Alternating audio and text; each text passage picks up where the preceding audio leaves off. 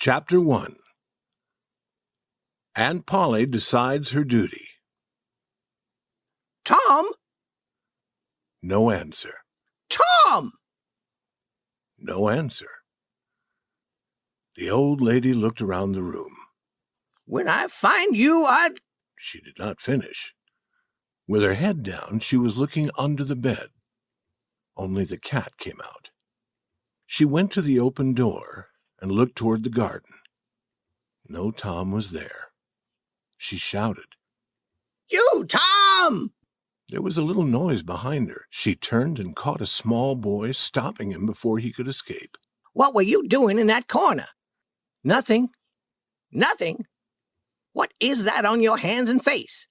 I do not know, Aunt Polly. I know. You've been eating sweets. I have told you 100 times not to eat those sweets. Her hand was raised in the air. It started down. It was very near. Oh, look behind you, Aunt.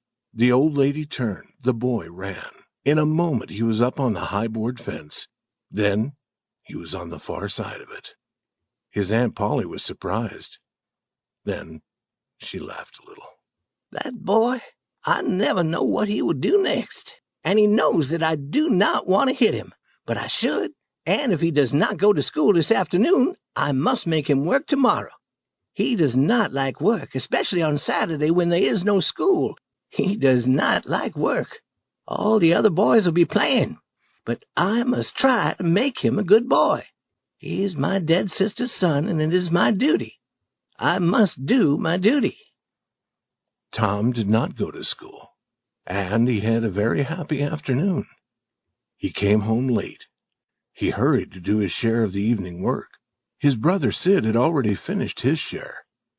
Sid was a quiet boy who had no adventures and also no troubles. While Tom sat eating, his Aunt Polly asked questions. She hoped to learn about his afternoon. Tom, was it warm in school? Yes, Aunt Polly. Did you wish to go swimming, Tom? Tom began to feel afraid. What did she know about this afternoon? No, Aunt Polly, not very much. She touched his shirt.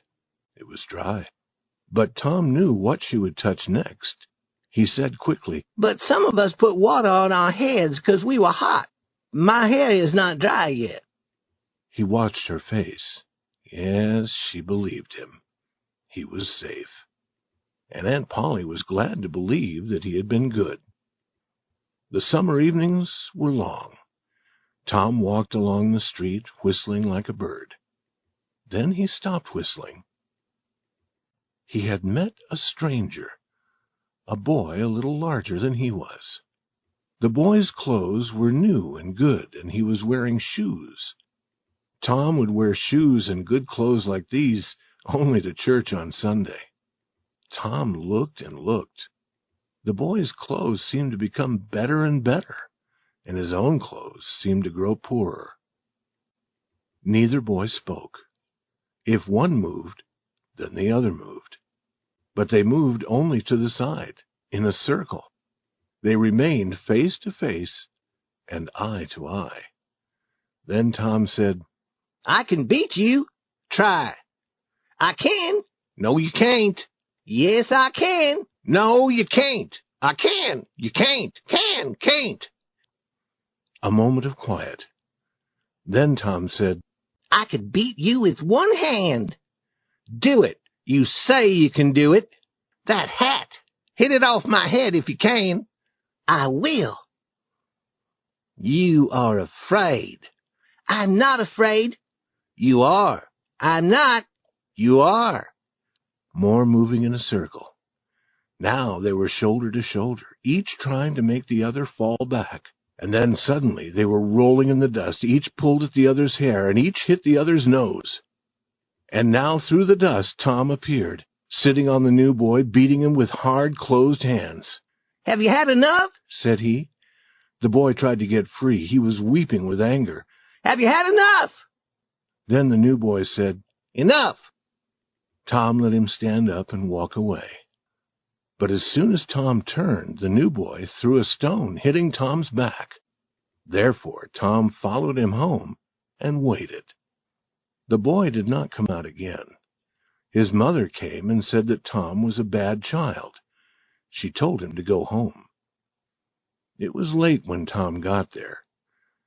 Very quietly and carefully, he entered through a window. But his aunt was waiting for him. She had learned from Sid about Tom's afternoon. Now she saw his clothes and knew that he had been fighting. She knew what she must do. Tom would work all day on Saturday. Chapter 2. Strong Desire, Wise Action. Saturday morning came. All the summer world was bright and full of life. Tom appeared in the front of the house with paint and a big brush. He looked at the fence, and all joy left him. A deep sadness settled upon his heart. The fence was long and high. He wet the brush and moved it along the top board. He did it again, and did it again. He looked at what he had done. The painted part was very, very small. The whole fence was very large. He sat down. He felt that he could not continue. Jim, a boy who worked for the family, came through the gate. He was going to get water, and he was singing happily. Tom said, "Jim, I will get the water if you will paint." Jim said, "No, I must get the water." "Are you afraid of Aunt Polly? She won't hurt you. She talks about it, but talk never hurts. It never hurts except when she weeps also. You should not be afraid of her. Jim, I will give you one of my playthings, and I will show you my foot. I will show you where I hurt it." Jim was only human. He took the plaything, and he put his head down for a look at the foot. In another moment he was running down the street. Tom was painting as fast as possible, and Aunt Polly was returning to the house. But Tom began to think of the pleasure planned for this day. His hands moved more slowly. Soon the other boys would come and laugh at him for working. From his pocket he took everything that he owned. He looked at it. There was nothing of real value. It was not enough to buy another boy's help. At this dark moment, a wonderful idea came to him. It was like a great bright light. He took his brush and went quietly to work. Ben Rogers appeared soon. Tom had been especially afraid of Ben's laugh. Ben was eating an apple. Also, as he walked, he was making noises like those of a big riverboat. He would shout loudly, then he would say, "Ding dong dong," like a bell. Then he would shout again and say, "Ding dong dong," again, and make other strange noises. He was the boat, he was the captain of the boat, and the boat bell. "Turner," he shouted, "slower! Stop!" He made a slow, careful turn, came close beside Tom, and stopped. Tom continued his painting. He did not look at the boat. Ben said, "Hello, you are in trouble." No answer. Tom moved his brush gently and looked at the result. Ben came nearer. Tom wished for the apple, but he did not turn from his work. Ben said, "Hello, you must work, must you?" Tom turned suddenly. "Oh, Ben, is it you? I did not see you. I'm going swimming, I am. Do you wish you could go with me, or would you rather work?" Tom said, "What do you mean, work?" "That is work." Tom returned to his painting. "It may be work and it may not be, but it is fine for Tom Sawyer." "Do you mean that you enjoy it?" "Enjoy it? Does a boy have a chance to paint a fence every day?" Here was a new idea. Ben stopped eating his apple. Tom moved his brush, stepped away to look at the result, added a little paint here and there, stepped away again.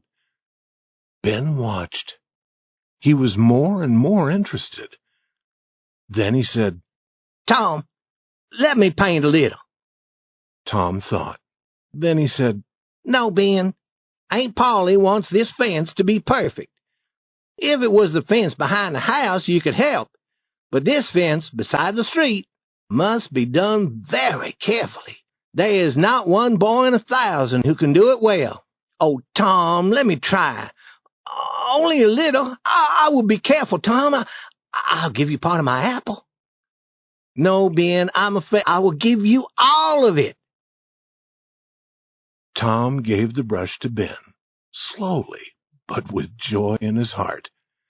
And while the boy, who a few moments before had been a riverboat worker and became hot in the sun, Tom sat under the tree, eating the apple and planning how to get more help. There were enough boys. They came along the street, stopped to laugh, but remained to paint. After Ben, Bill Fisher painted. Then Johnny Miller came. Each one paid to be allowed to work. In the middle of the afternoon, Tom was very rich. He had many playthings, a small cat with one eye, a piece of broken blue glass, and much more. And he had not worked, and the whole fence had been painted 3 times. There was no more paint. With more paint, Tom would soon have owned everything belonging to the other boys, and the other boys in the village would have owned nothing. Tom had discovered a great law of human action. A man or a boy will desire something if it's not easy to get. Chapter 3. Tom as an Army Officer. Delightful Sadness. Tom went to report to Aunt Polly. She was sitting beside an open window. She was half asleep, and she was holding the sleeping cat. She was surprised to see Tom. She thought that he had run away from his work long ago. Tom said, "May I go and play now, Aunt?" "Already? How much have you done?" "It is all done, Aunt." "Tom, is that true? It makes me sad if you do not tell the truth." "It is true, Aunt. It is all done." She went to see, and her surprise was very great. "You can work when you want to, Tom, but you do not often want to. Go and play, but remember to come home again." She gave him a large apple. She did not see him take a piece of cake as he passed through the kitchen. Tom hurried to the center of the village. There, 2 armies of boys had met for a battle. Tom was the leader, the general of one army, and his good friend Joe Harper was the general of the other. Tom and Joe did not fight. They sat together and sent their orders to the armies. When the battle was finished, they agreed to have another battle on another day. Then the armies marched away, and Tom started to go home alone. As he passed Jeff Thatcher's house, he saw a new girl in the garden. She had blue eyes and yellow hair. She was beautiful. Tom had loved a girl named Amy Lawrence. A week ago she had said that she loved him. He had been happy and proud, but now, in a moment, she was gone from his heart. He watched the new girl until she discovered him. Then he looked at other places, as if he had not seen her. Then he began to jump and dance and walk on his hands, so that she would continue to watch him. She walked toward the house, and Tom's heart was sad. But she threw a flower over the fence. Then she was gone. Tom looked around. There was no person to see him. Slowly, he picked up the flower. He put it under his shirt, near his heart, and he stayed near the fence until darkness came. Then he went home to eat. He was full of joy. His aunt wondered why. Later that evening, his brother Sid was a bad boy. He took some sweets, but his aunt did not believe that Sid could be bad. She gave Tom the blow that she should have given to Sid. She learned the truth later and was sorry, but she said nothing to Tom. Therefore, Tom was very sorry for himself. He began to wish that he would die. She would feel sorry then. He could see himself being carried home from the river, dead, his hair wet, his troubles past. He went out into the darkness and went to the river. It would be good to drown, if he could drown without pain. He thought of his flower, and took it from inside his shirt. Would the new girl be sad if he died? Would she put her arms around him? Or would she turn coldly away? This picture brought him much delightful suffering. He kept it a long time in his mind. Then he started home. He stopped near the Thatcher house. There was a light in one window. Was that the new girl's room? He lay down on the ground below the window, with her flower in his hands. He would lie there and die in the cold.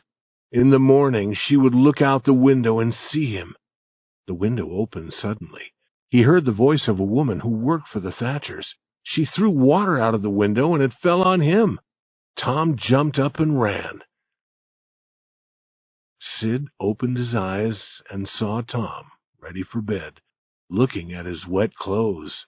Tom's wild eyes made Sid afraid. He did not dare to speak. But he would remember and tell his aunt. Chapter 4. Going to Sunday School. The sun rose upon a quiet world and looked warmly down upon the peaceful village. The family began the day by praying together. Then Tom did his Sunday studying. He was trying to learn some words from the Bible. Sid had already finished his studying, but Tom was slow. His mind was busy with other things. Tom was learning 5 verses. Some verses are long and some are short. Tom had found 5 short verses. Aunt Polly's daughter Mary helped him, and after a time he could say the verses without looking at the book. Mary gave him a knife for studying so well. It was not a good knife, but it was a knife. Tom was deeply delighted. Then Mary helped him to dress in his Sunday clothes. He hoped that she would forget his shoes, but she did not. When they were ready, the 3 children went to Sunday school. With his whole heart, Tom wished not to go. Mary and Sid enjoyed going. At the church door, Tom stopped to speak to a friend. Billy, do you have a yellow ticket? Yes. Will you sell it to me? What will you pay for it? Tom offered enough and received the ticket. Then Tom stopped other boys and bought more tickets, some red and some blue. He was busy with his buying for about 10 minutes. Then he went into the church. These tickets were given for learning the Bible verses. A blue ticket was given for 2 verses. A red ticket was equal to 10 blue tickets. A yellow ticket was equal to 10 red tickets. And for 10 yellow tickets, for learning 2,000 verses, the Sunday school teacher gave the student a Bible. It was a wonderful day when a boy or girl received one of those Bibles. Perhaps Tom did not want the Bible, but he did want the wonderful experience of receiving it. "Now, children," the teacher said, "sit up as straight as possible and listen. That is what good little boys and girls should do." While the teacher was talking, 3 gentlemen and a lady entered the church. The lady was leading a child. When Tom saw this small girl, waves of happiness went over him.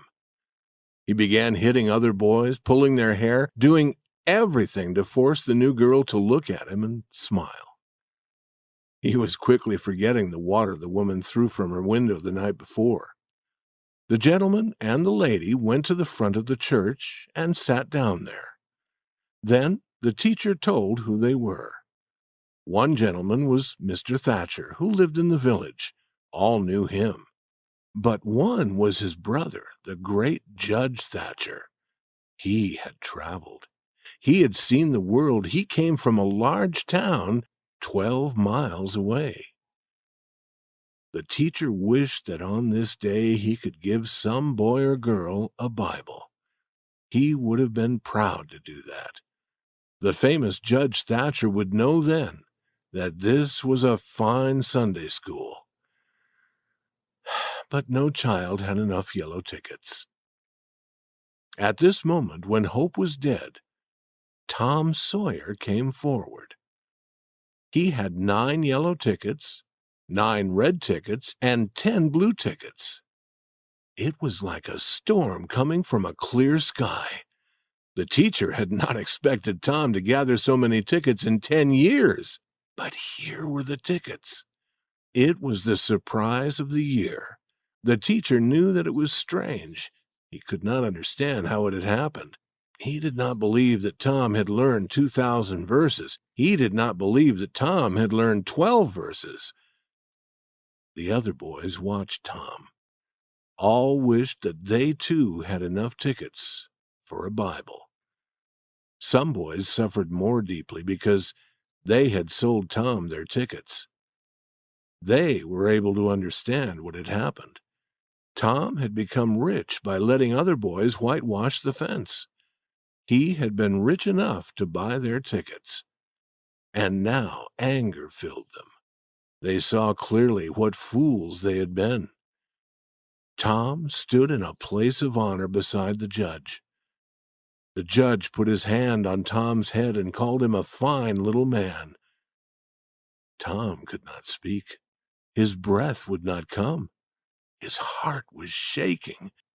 This was partly because the judge was a great man, but it was chiefly because the judge was her father. The judge asked his name. Tom? Is that all of it? Thomas? But you have more, perhaps, another name? Tell the gentleman your other name, Thomas, said the teacher. Thomas Sawyer. That is a good boy. You are a fine, manly little fellow. 2,000 verses is a very, very great many, and you never can be sorry that you learned them. Learning makes great men and good men. You will be a great man and a good man some day, Thomas. Then you will remember this day. Then you will be glad that you went to Sunday school. Now, Thomas, tell me and this lady some of what you have learned in your Bible verses. We are proud of little boys who learn. Now you know the names of the 12 great followers of Jesus Christ. Tell us the names of the first 2. Tom's face became red, and he looked down at his feet. The teacher knew that Tom could not answer, but he felt that he must speak. He said, "Answer the gentleman, Thomas. Do not be afraid." Tom said nothing. Surely you will tell me, said the lady. The names of the first 2 followers of Jesus Christ were... Tom remembered 2 names from the Bible. He did not remember who the people were or what they had done, but the 2 names were always together. He shouted them now. David and Goliath! But David and Goliath had not been among the 12 great followers of Jesus Christ. Their story was in a different part of the Bible. David was a boy, and Goliath was a man of very great size and strength. They were enemies, and David had killed Goliath. Let us be kind enough to look away from the rest of the scene of Tom Sawyer in Sunday school.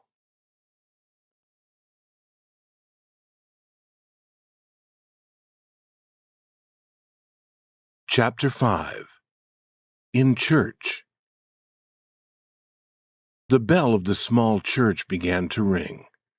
The people began to gather to hear Mr. Sprague speak to them. Mr. Sprague spoke to them in church every Sunday and prayed with them. The Sunday school children now sat with their fathers and mothers, who would try to keep them quiet. Aunt Polly came, and Tom and Sid and Mary sat with her. Tom was placed as far as possible from the open window and the interesting summer scenes outside. Other people came in and went to their seats. There were the old and poor. There were the middle-aged. There were the pretty girls in bright summer clothes and the young men with their eyes following the girls. There was Mrs. Douglas, whose husband died. She was rich and good-hearted, and she lived in the big house on Cardiff Hill. There was Mufferson, the good boy of the village. He came to church with his mother. All the other mothers talked of his goodness. All the other boys did not like him. Now the bell was heard again, and then the church became very quiet. They were ready to begin. They began with a song. After the song, Mr. Sprague read a very long list of meetings to come in the following week. Then he prayed. He prayed for many things and for many people. He prayed for the church and for the little children of the church and for the other churches of the village and for the village, and then for the whole country and for the government, and then for people of far-off countries. Tom did not enjoy hearing Mr. Sprague pray, but he knew he must remain quiet. While Mr. Sprague prayed, a flying bug stopped on the back of the seat in front of Tom. It moved its front legs together, one over the other. It put them around its head and seemed to pull until Tom thought the head would separate from the body. It used its back legs to clean its wings, and it did all this slowly, as if knowing that it was safe. And indeed, it was safe. Tom did not dare to reach for it. He believed that his soul would be destroyed suddenly if he did such a thing while Mr. Sprague was praying. But with the last words, his hand began to move forward. When the last word came, the bug was in his hand. But his aunt saw this. She told him to let the bug fly away. Then Mr. Sprague began a longer talk. He read the words he was saying, and Tom counted the pages as he turned them. After church, Tom always knew how many pages there had been. He did not often know what had been said. But this morning Tom was interested for a little while. Mr. Sprague talked about future peace in the world. The strong and powerful nations, he said, would be friends of the weak. The strong, he said, would be like a strong wild animal of the forest. The weak would be like a weak animal of the farm. But the strong animal would not hurt the weak animal. They would lie down beside each other, in peace. They would be so gentle and friendly that a little child could lead them. Tom wished to be that child. Then there was no more talk about animals. Again, Tom began to suffer. He remembered a valuable object that he carried, and he took it from his pocket. It was a large black bug in a small box. The bug quickly took a painful hold on Tom's finger. The next moment the bug was on the floor on its back, and Tom's finger was in his mouth. The bug lay there moving its legs, but it could not get on its feet again. Tom could not reach it. It was too far away, but he watched it. Other people, also not interested in Mr. Sprague's words, found pleasure in watching the bug. Then a dog entered the church. He was sad at heart. He wanted some new, different thing to do. He saw the large black bug, and his tail lifted and moved a little happily. He looked at the bug carefully, walked around it, put his nose nearer, lay down with the bug between his front feet, and began to sleep. His head moved down. It touched the bug, and the bug took a painful hold on his nose. The dog cried loudly, shaking his head, and the bug fell again on the floor, on its back. People sitting near were laughing gently with their faces covered. Tom was completely happy. The dog seemed like a fool, and perhaps felt like a fool. There was anger in his heart also. He went near the bug again and began jumping at it. Moving in a circle, he jumped again and again. Then he had had enough of jumping. He found a smaller bug and followed it for a while. Then he had had enough of the smaller bug. Forgetting the large black bug, he sat down on it. With a wild cry of pain, he went running around the church. The bug kept its hold. The dog ran across the front of the church and across the back. His cries grew louder and louder. Then he jumped into his owner's arms. His owner threw him out a low window. Then slowly the sound of his voice grew softer and was gone as he quickly ran away. Now all the people in the church had red faces and were trying not to laugh. Mr. Sprague had stopped speaking. He began again, but it was not easy for him to continue. Here and there a laugh could be heard. All were glad when it was time to go home. Tom Sawyer went home quite happy. Church was a pleasure when something different happened. There was only one thing that he did not like. He was glad to let the dog play with his bug, but the dog should not have carried it away. Chapter 6. A Talk of Devils. Happy Hours. The next morning, Tom was very sad. This was the beginning of another week of slow suffering in school. He usually began this day wishing that there had been no Saturday and no Sunday. Because of them, school seemed more painful to him. He lay in bed thinking.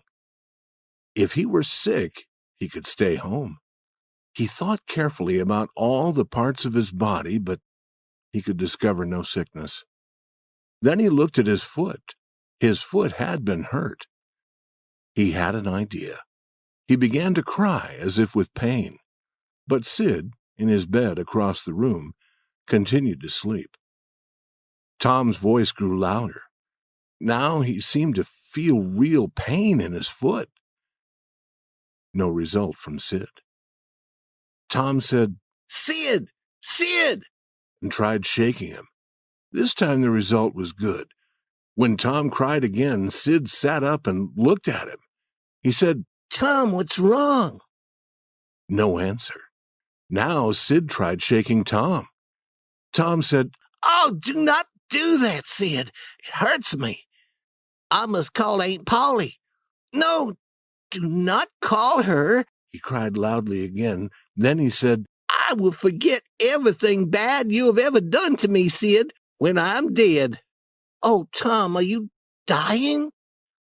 Give back Cat with one eye to that new girl and tell her. But Sid was gone. He ran to his aunt. Oh, Aunt Polly, Tom is dying. Dying? I can't believe it. But she ran. Her face was white with fear. At the bedside she cried, Tom, what is wrong? It is my foot, Aunt, where I hurt it. The doctor must cut it off. The old lady sat down in a chair and laughed a little, then wept a little, then did both together. Feeling better, she said, Tom, you stop that and get out of bed. Tom stopped crying. And the pain stopped too. As he walked to school, he met Huckleberry Finn. Huckleberry's father was always drunk. None of the mothers in the village liked Huckleberry, but all the children liked him. They wished that they dared to be like him. Tom also wished he could be like Huckleberry. He had been ordered never to play with him. Therefore, he played with Huckleberry every time it was possible. Huckleberry was always dressed in old clothes. The clothes were always too big for him. His hat was full of holes. The bottom of his coat touched the ground. He came and went as he wished. He did not sleep in a bed. He did not sleep in a house. He did not go to school or to church. He could go swimming or fishing when and where he might choose. He was the first boy to wear no shoes in the early summer. He was the last boy to wear shoes in the early winter. He never washed. He had everything that any boy could desire.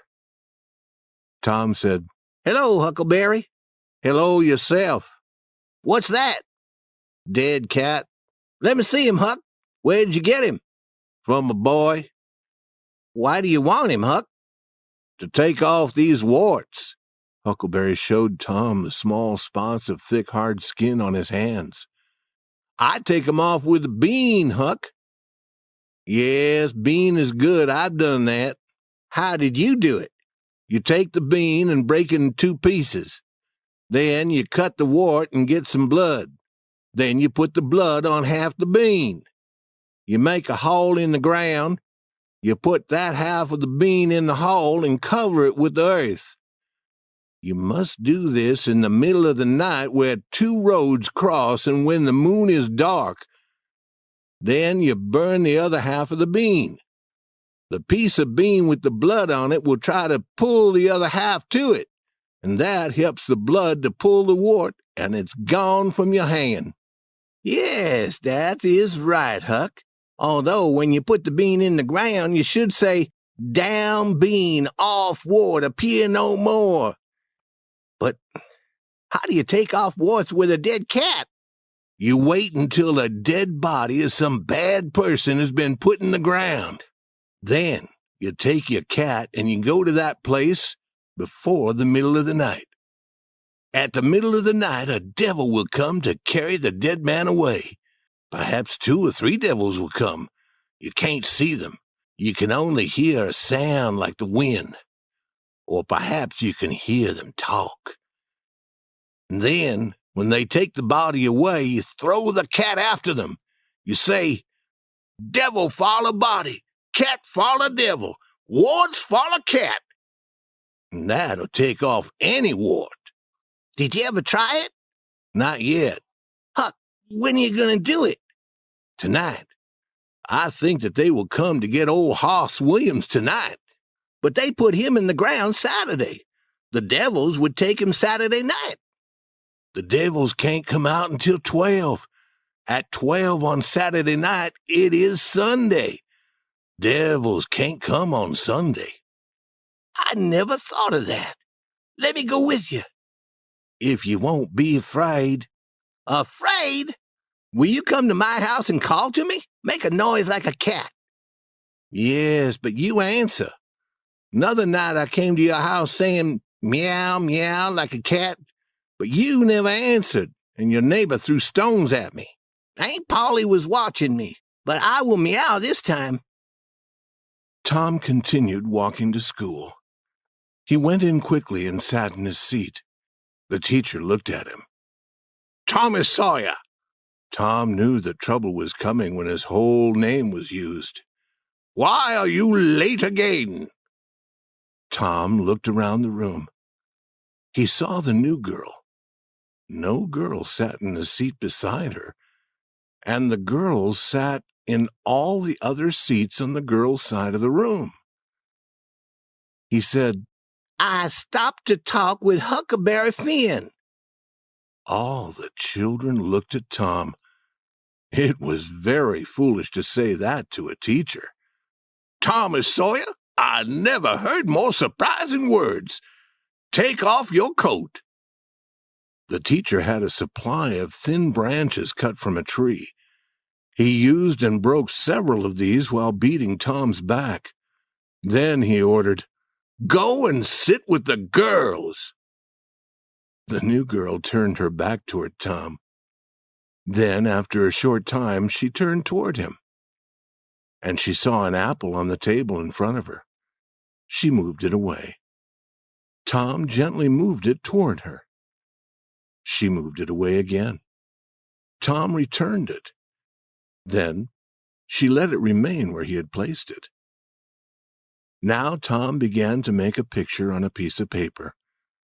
He held one hand over it while he worked, and she could not see it. She tried to see. He seemed not to notice her interest.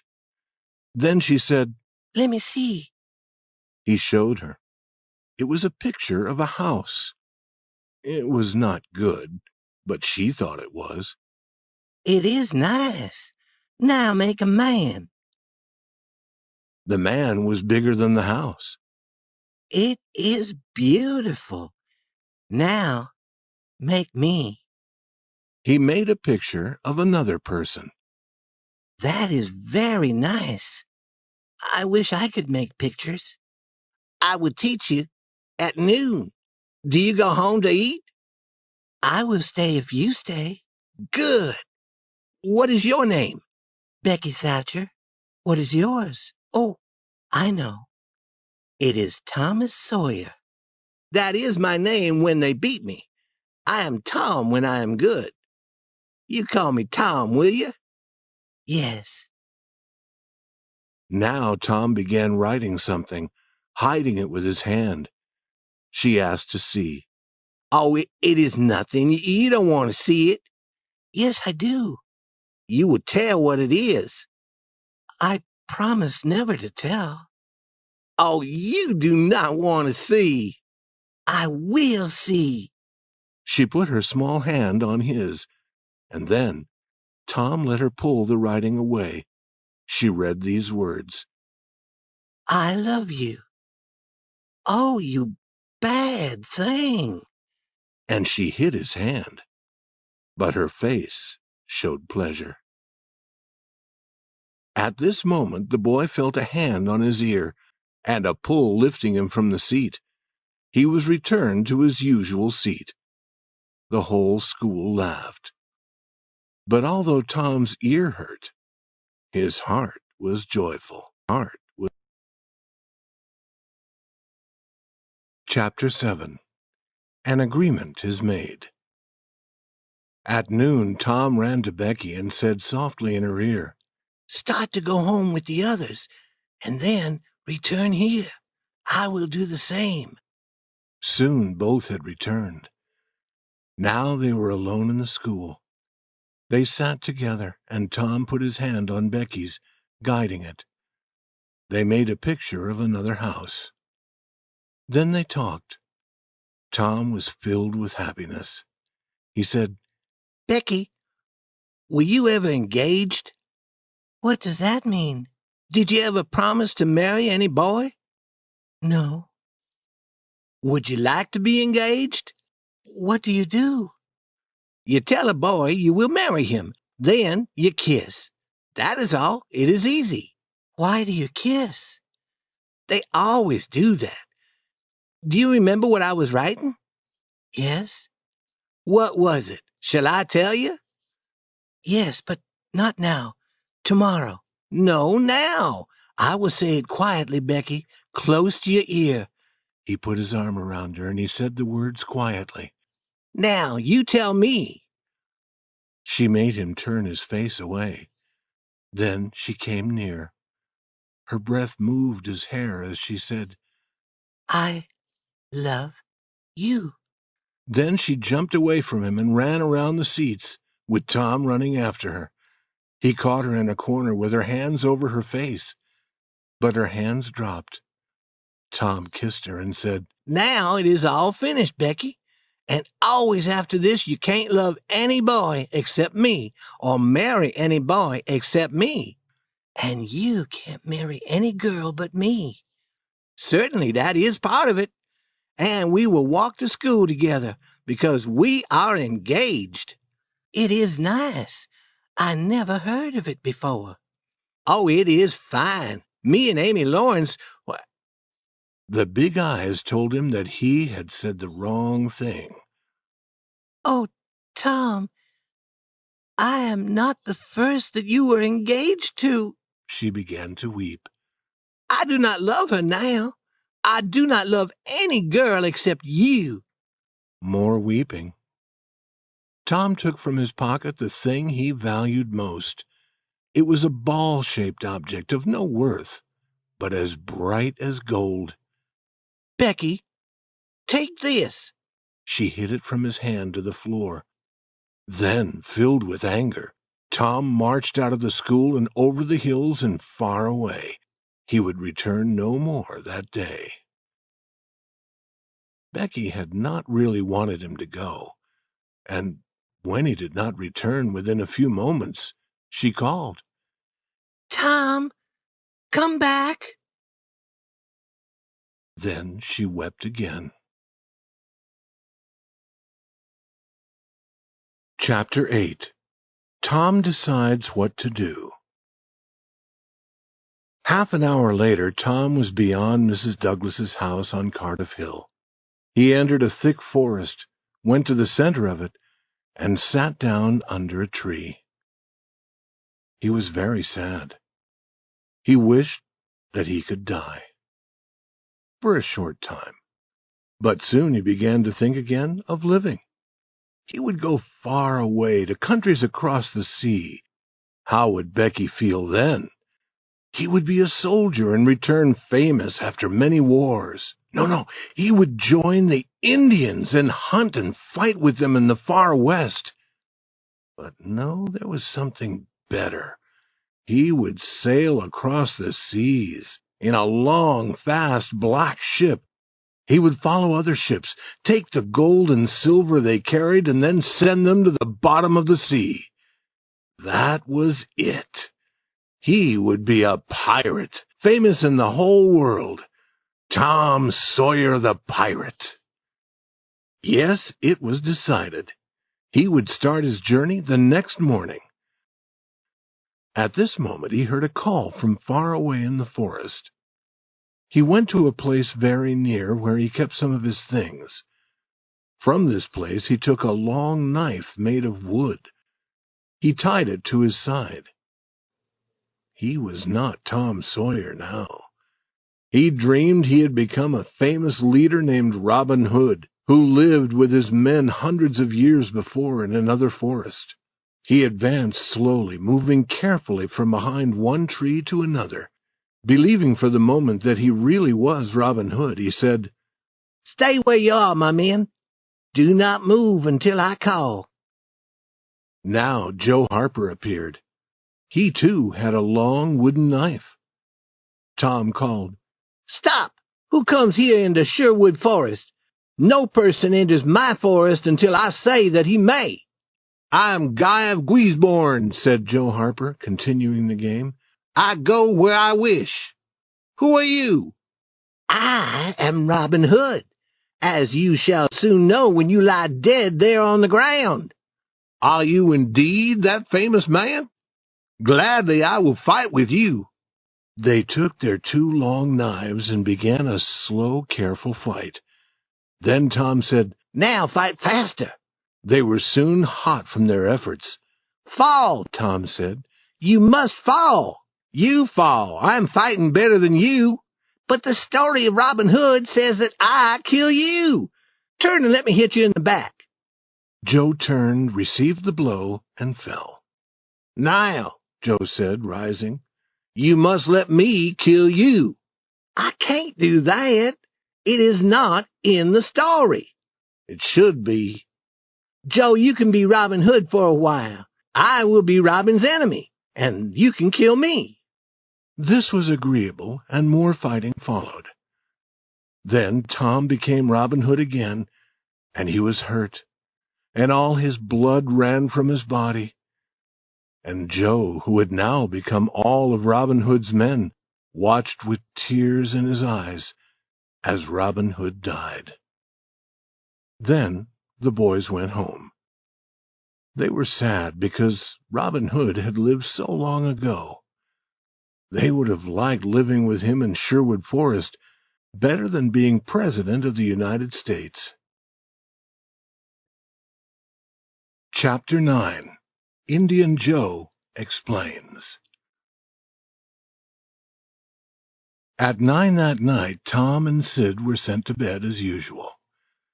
They prayed, and Sid was soon asleep. Tom was waiting. Time passed very slowly. Little noises came out of the darkness. The cry of a far-off dog was heard in the night air and was answered by another dog. By that time, Tom was asleep. Then there came among his dreams the call of a cat. A neighbor opened a window. Tom heard this, and a minute later he was through his window. He meowed as he went. Then he jumped. Huckleberry Finn was there, with his dead cat. In half an hour, the boys were in the graveyard. The graveyard was on a hill, 1.5 miles from the village. There was an old board fence around it. A light wind sounded in the trees, and Tom was afraid that the sound came from the spirits of the dead. The boys talked little. The time and the place and the quiet were heavy on their hearts. They found the new grave and sat down under the branches of 3 big trees near it. They waited a long time.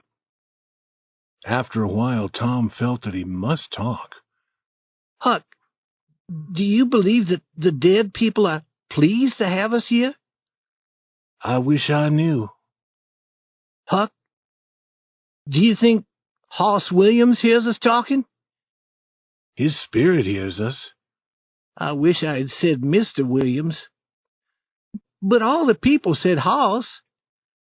You must be careful how you talk about dead people, Tom. There was no more talk for a while. Then Tom touched Huck's arm. Did you hear it? There it is again. Now you hear it. The two held each other with fast-beating hearts. Tom, they're coming. What shall we do? I do not know. Will they see us? Tom, they can see in the dark like cats. I wish I had not come. Oh, do not be afraid. We are doing nothing. If we are completely quiet, perhaps they won't see us. I will try, Tom, but I'm shaken. Listen. The sound of voices came from the far end of the graveyard. Look. See there, said Tom. What is it? It is devil fire. Oh, Tom, this is very bad. Some dark shapes came near, carrying a light. Huckleberry said, shaking more, It is the devils, 3 of them. Tom, we are in great trouble. Can you pray? I will try. Tom began to pray. Tom, they are human. That is old Muff Potter's voice. He's drunk as usual. He won't see us. Huck, I know another voice. It is Indian Joe. Devils would be better than that half-Indian. What do they want here? Then the boys were quiet, because the 3 men had arrived at the new grave. Here it is, said the third voice. In the light, the boys saw the face of young Dr. Robinson. He was so near that the boys could have touched him. Hurry, men, he said. The moon may appear from behind the clouds. The other 2 men began opening the grave. For a while no sound was heard except the sound of their work. Then they came to the box which contained the body. They opened it and lifted the body out of the box. The moon appeared, and the dead man's face could be seen. Potter held up a knife. Now, Doctor, the thing is ready, and here it stays unless you pay us $5 more." "You have your money," the doctor said. "You and your father once sent me to jail," Indian Joe said. "5 years ago. Do you think I would forget? Now, you pay." The doctor hit him suddenly, and Indian Joe fell. Potter dropped his knife. "You hit my friend," he said. He jumped at the doctor, and the two began fighting. Now Indian Joe was on his feet again. He picked up Potter's knife and began moving like a cat around and around the fighters. He was watching for a chance to strike the doctor. Suddenly the doctor was free. He picked up a board and used it to strike Potter, who fell quickly to the ground. At the same moment, Indian Joe saw his chance. The whole length of the knife went into the doctor's body. The doctor fell partly on Potter, covering Potter with his blood. Clouds covered the moon, and the two boys ran into the darkness. When the moon appeared again, Indian Joe was looking down at the two men lying on the ground.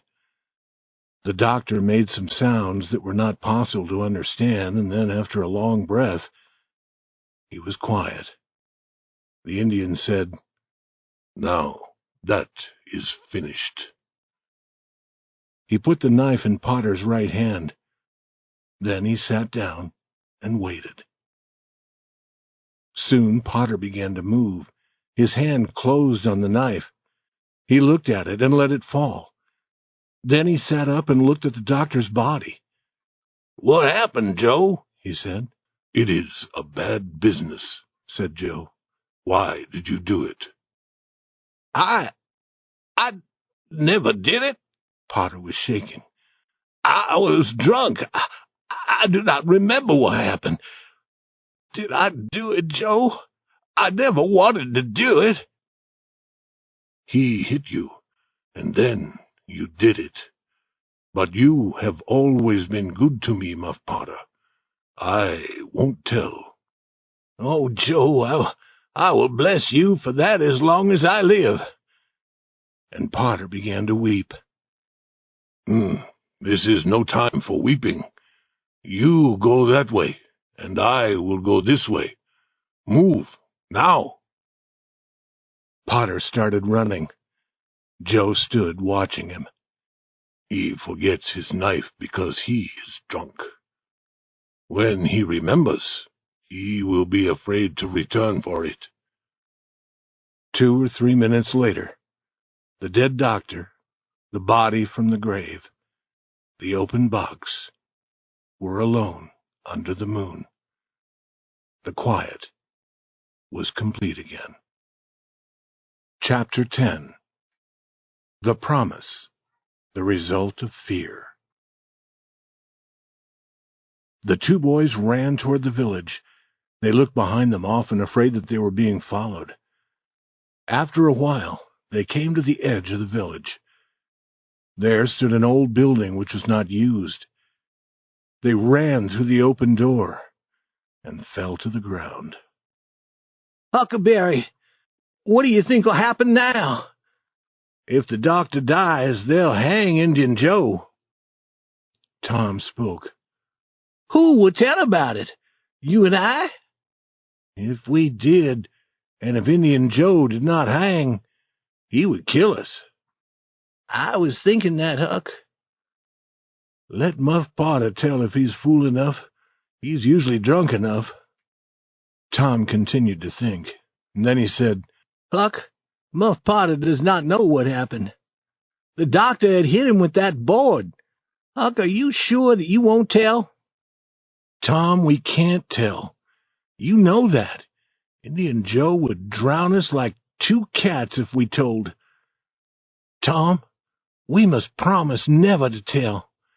It must be a strong promise, with writing and blood."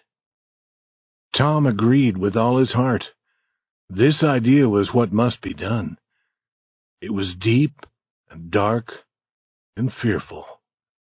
This was the hour and the place to do it. He found a clean, broad piece of wood. In his pocket he found something to write with. The moon was his light. Painfully he formed the words, "Huck Finn and Tom Sawyer promise they will never tell about this, and they wish they may die in their footsteps if they ever tell." Then each boy cut a finger and signed in blood T.S. and H.F. Tom helped Huck to write his H and F. Then they made a hole in the ground near the wall of the building. They placed the piece of wood in the hole and covered it with earth. Now they were certain. Their mouths would never speak about what their eyes had seen. When Tom entered his house through his bedroom window, the night was almost gone. He took off his clothes very quietly and lay down. He believed happily that his aunt would never know that he had been away. But Sid was not asleep. The next morning his aunt gave him some food. Then she wept, and she asked him why he hurt her old heart. She wished to help him to be good. She tried and tried, but she could try no more. 1,000 beatings would have been easier for Tom. He wept, he promised to be good, but he felt that she did not believe his promises. He went to school, and there the teacher beat him and Joe Harper because they had run away from school the day before. Then he went to his seat. A hard object covered in paper was waiting for him there. He opened the paper. Inside was the bright, shining ball that looked like gold that he had given to Becky Thatcher. This was too much. Now his heart was broken.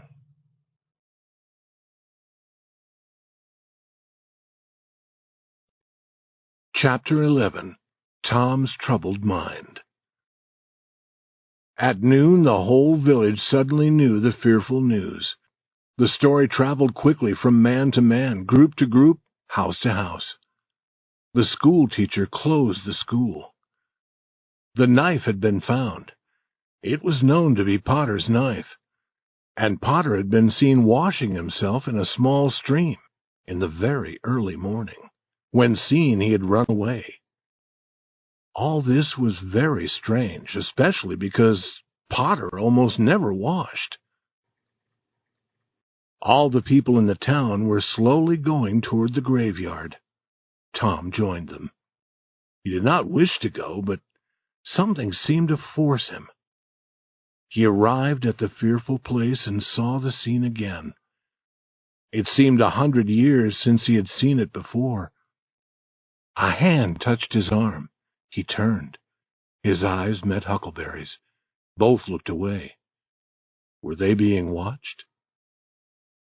Now Tom began to shake, because he saw Indian Joe. Then Muff Potter appeared. A few people saw him. They shouted. The crowd separated and Potter walked through. A village law officer was holding his arm. Potter's eyes showed his fear. When he stood beside the dead doctor, he put his face in his hands and began to weep. "I did not do it, friends," he said. "I did not do it." "Who said you did?" a voice shouted. Potter lifted his face and looked around without hope. He saw Indian Joe and said, "Oh, Indian Joe, you promised me that you would never—" "Is this your knife?" It was held by the law officer for him to see. Potter began to fall. Men caught him and let him go slowly down to the ground. Then he said, "I thought that I should come and get—" He stopped, shaking. Then he said, "Tell him, Joe. Tell him." Indian Joe told his story. Huckleberry and Tom stood not able to speak, and with eyes wide with fear. They expected the skies to open with a sudden storm to strike down Indian Joe. But he finished his story and stood there, living and whole. They wished to tell the truth, but they did not dare. During a week after this, Tom could not sleep well.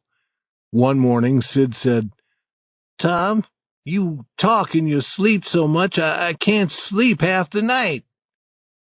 Tom's face became white, and he looked away.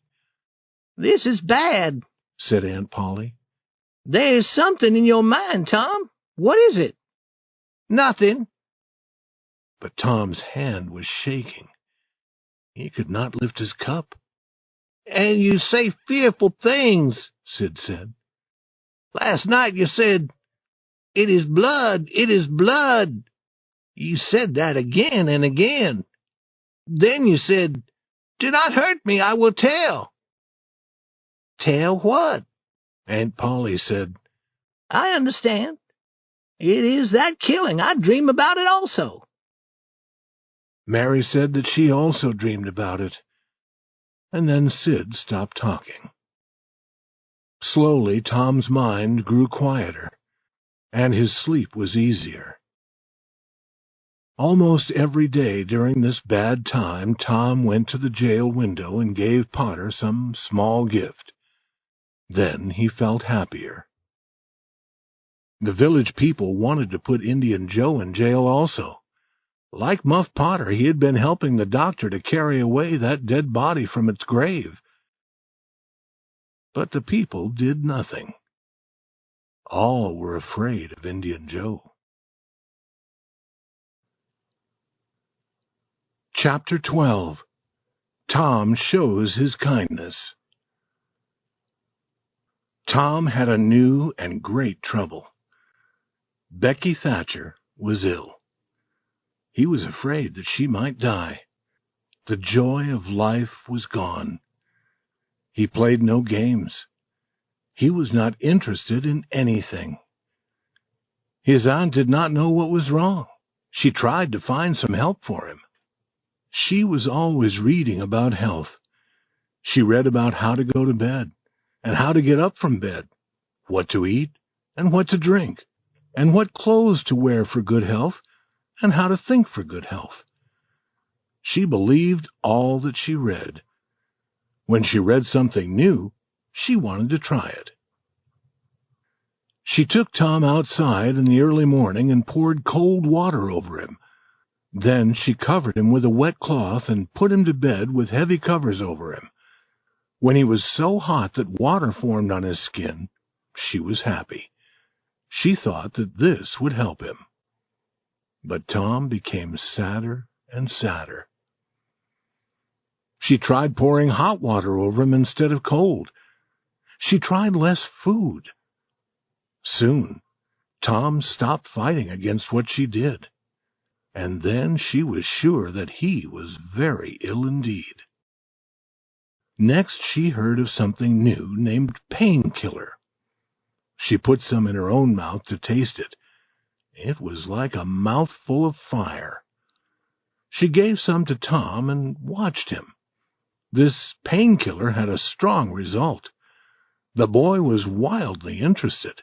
He acted as if she had built a fire under him. She knew that she had found the right thing. And Tom knew that it was time for him to act. He thought of several plans. He decided to say that he liked painkiller. He asked for it so often that his aunt gave the whole container to him. Now he could have painkiller at any time. She did not know that every day he put some in a hole in the floor. One day as he was doing this, the cat came in and seemed to want some of the painkiller. "You do not want it, Peter." But Peter continued to seem to ask for it. "Are you sure?" Peter was sure. "You have asked for it, and I will give it to you. I am a kind boy. But if you do not like it, remember that you asked." He opened the cat's mouth and put in some painkiller. Peter jumped high into the air and cried a wild cry.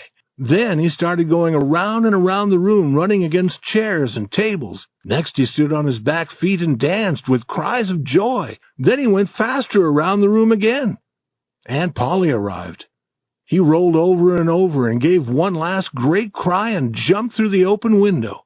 Tom was on the floor, weak from laughing. "Tom, what's wrong with the cat? Cats always do that to show their joy." But Aunt Polly saw the painkiller. She knew what had happened. She caught Tom's ear and pulled him up, then hit him with her hand. "Why did you do that to the cat?" "Because I'm sorry that he has no aunt to care for him." "Has no aunt? Why do you say that?" "Because if he had an aunt, she would give him a drink that burned his mouth and not think of his feelings. She would say, if the drink was good for a human, it would be good for a cat." Aunt Polly thought, if it hurt a cat, it might hurt a boy also. She put her hand on Tom's head. "I was trying to help you, and I was trying to help Peter, and it helped him. I never saw him move so fast." He was smiling at her now. "Oh, Tom, I will not give you any more painkiller. Go to school and try to be a good boy." Tom was early at school. He was often early now. Today, as he often did, he waited at the gate. He did not play. He was sick, he said, and he seemed sick.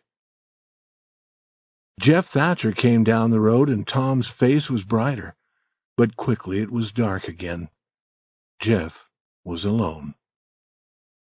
When he saw a girl's dress far away, he watched and watched. But the girl was never the right one. He entered the school and sat down to suffer. Then one more dress came through the gate. Tom's heart jumped. The next moment he was outside again, shouting, laughing, running after other boys, jumping over the fence, standing on his head. He was doing all this to make Becky Thatcher watch him. She never looked at him. Was it possible that she did not see him? He came running and shouting. He threw a boy's hat over the schoolhouse. He ran through a group of boys, and then he fell at her feet. She turned away with her nose raised high in the air. "Some people always want other people to look at them." His face became red. He stood straight and walked quietly away. Chapter 13. The Young Pirates. Tom had decided now. He was sad and without hope. He was a boy with no friends. No person loved him. He had tried to do what was right, but they would not let him. Yes, they were forcing him into a bad life. He could now choose nothing else. He had come far from the village. He heard the distant school bell, and he knew that he would never hear it again. Tears fell from his eyes. Here he met his best friend, Joe Harper. Joe's eyes were filled with anger, and it was easy to see that there was a great and sad purpose in his heart. Tom said that he was going to travel around the world, never to return to the village. He hoped that Joe would not forget him. And Joe had come to say the same to Tom. They were two souls with only one thought. Joe's mother had beaten him, but he had done nothing. She plainly wished him to go away. Therefore, he was going. He hoped that she would be happy now. He hoped that she would never be sorry about sending her boy into the cold world to suffer and die. The two boys walked together. They agreed to be like brothers. They would never separate until they died. They began to plan. They decided to be pirates. 3 miles south of the village there was an island in the river. The Mississippi River was a mile wide there. The island was long and not very wide, and it was covered with trees. No people lived on it, and few people lived on the river's shore near the island. It would be a good place for pirates.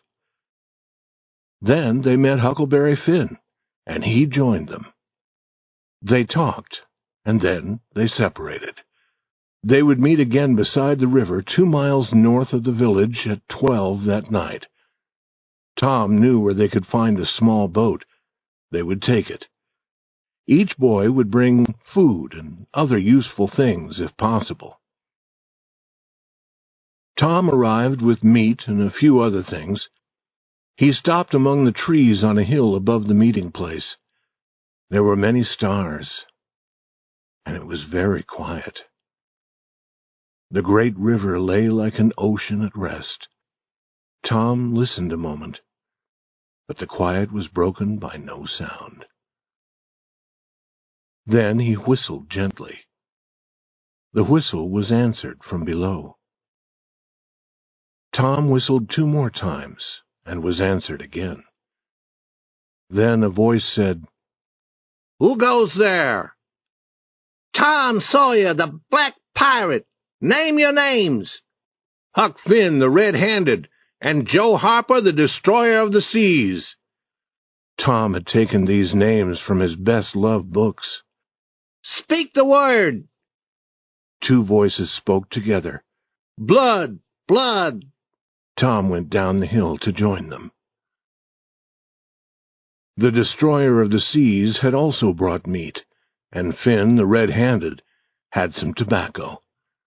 The Black Pirate said that they must also have fire. They went to a large riverboat that was near, and they took some of the fire burning there. They knew that there were no men on the boat. The boatmen were all in the village. But the boys moved very quietly and carefully. Pirates must be pirates.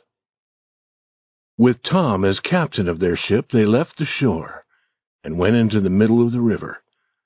From here, they let the moving river carry them along. They passed the distant village. 2 or 3 lights showed where it was, peacefully sleeping. The Black Pirate stood in the boat looking for the last time at the scene of his early joys and later sufferings. He wished that his aunt could see him now, facing the fearful future with a smile on his lips. After 2 hours, their boat touched the island. There was an old sail in the boat. They spread this over their supplies under the trees. They would sleep in the open air, as pirates should. They built a fire and cooked some meat. It seemed wonderful to be eating in that wild, free manner in the forest, far from other people. They said that they would never return to a village or town again. After eating, they lay on the ground, talking. The fire lighted their faces and trees near them with a red light. Huck prepared to smoke some of his tobacco. Soon he was blowing out a cloud of smoke, and the other pirates were wishing that they could do the same. Huck said, "What do pirates do?" Tom said, "Oh, they enjoy life. They follow other ships and catch them and burn them. They take the money from those ships and put it in a deep hole in the ground on their island. Then they kill the people on the ships. They carry the women to the island," said Joe. "They do not kill the women." "No," Tom agreed. "Pirates are good. They do not kill the women, and the women are always beautiful. And their clothes are covered with gold and silver," said Joe. "Whose clothes?" said Huck. "The pirates." Huck looked down at his clothes. "I am not dressed for a pirate," he said, "but these are my only clothes." The other boys told him that the fine clothes would come later when they began their adventures. Slowly their talk ended. The Red-Handed went to sleep quickly. The Destroyer of the Seas and the Black Pirate could not sleep so quickly. They began now to have some doubt. Had it been wrong to run away from home? Had it been wrong to take the meat? The meat did not belong to them. They decided that they would never again take what did not belong to them. And with that decided, these pirates also were peacefully asleep.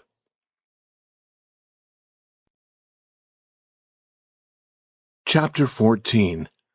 Island Life. Tom quietly leaves. Opening his eyes, Tom wondered where he was. He sat up and looked around. Then he remembered.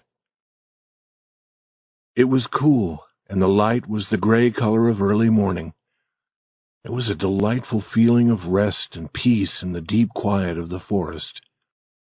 A thin blue breath of smoke rose from the fire. Joe and Huck were yet asleep. Now, far away, a bird called. Another answered. Slowly, the cool gray of the morning changed to white. More sounds were heard. The life of the forest began to show itself to the watching boy. Bugs appeared and started their day's labors. Birds were making many noises now. A big bluebird stopped very near to Tom. It turned its head to one side and sat watching its strange new neighbors. Small animals appeared, and they also looked at the boys and seemed to be talking to them. Perhaps they had never seen a human being before. Perhaps they did not know whether or not to be afraid. Tom called to the other pirates. Within a few minutes they were all playing in the river near the shore. Their boat had been carried away, but this pleased them. They were certain now that they would never return to their village. Happy and hungry, they built their fire. Huck had found some good water to drink. While Joe cooked some meat, Tom and Huck went to the river and caught some fish. Joe cooked these with the meat. No fish had ever tasted so good. Then Huck smoked. After that, they all started to walk through the trees to see what they could discover. They found much to delight them, but nothing surprising. The island was almost 3 miles long and 1/4 of a mile wide. It was very near to the shore on one side, but far from the shore where their village was. They played in the river often. It was the middle of the afternoon before they returned to their fire. They ate some meat again, and then they sat in the shade to talk. But the talk soon stopped. The quiet, the loneliness were beginning to change their happiness. They began to be sad. Tom and Joe were thinking of home. Finn the red-handed, who had no home, was thinking of the places where he usually went to sleep. But they did not speak to each other of this weakness. Now they heard a distant sound. They looked at each other and listened. There was a long quiet, and then the sound. Then a long, long quiet, and then again. We must go and see. They jumped up and ran to the shore nearer the town. The trees there were small and grew thickly.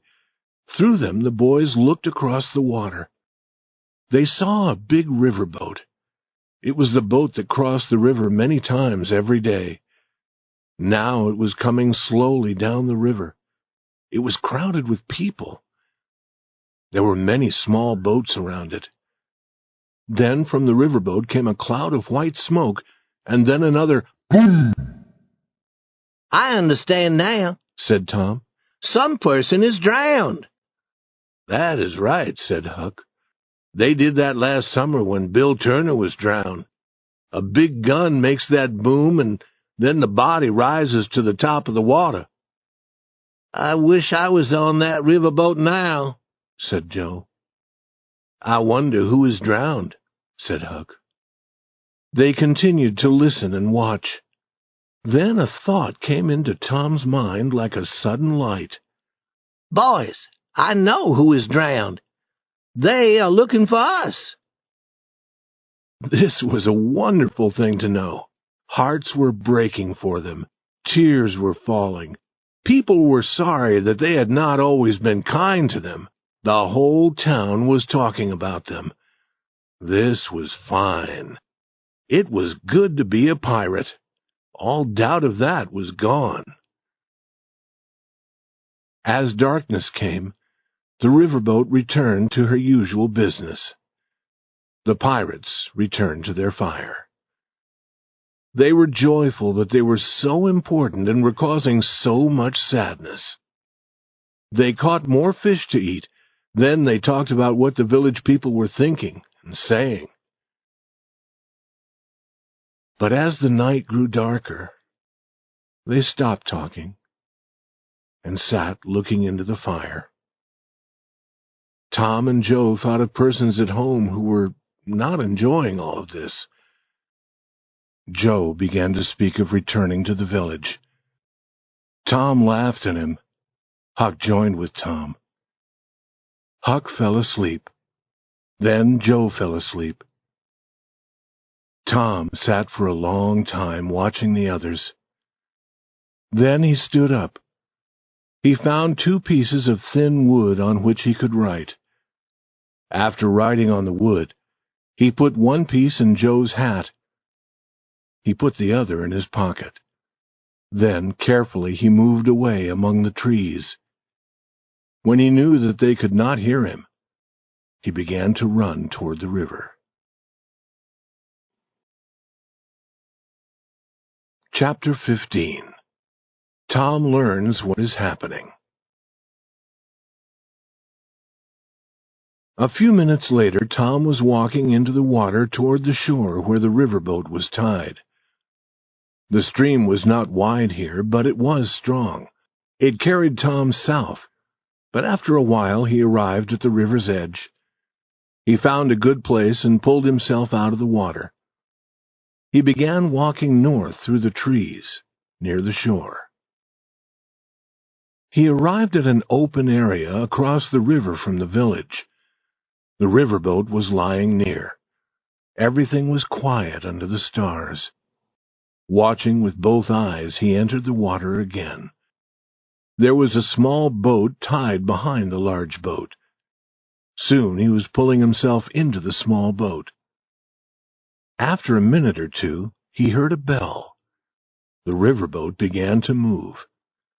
He knew that this was the last time it would cross the river that night. 12 minutes later, the boat stopped. Tom was quickly in the water again, swimming to the shore.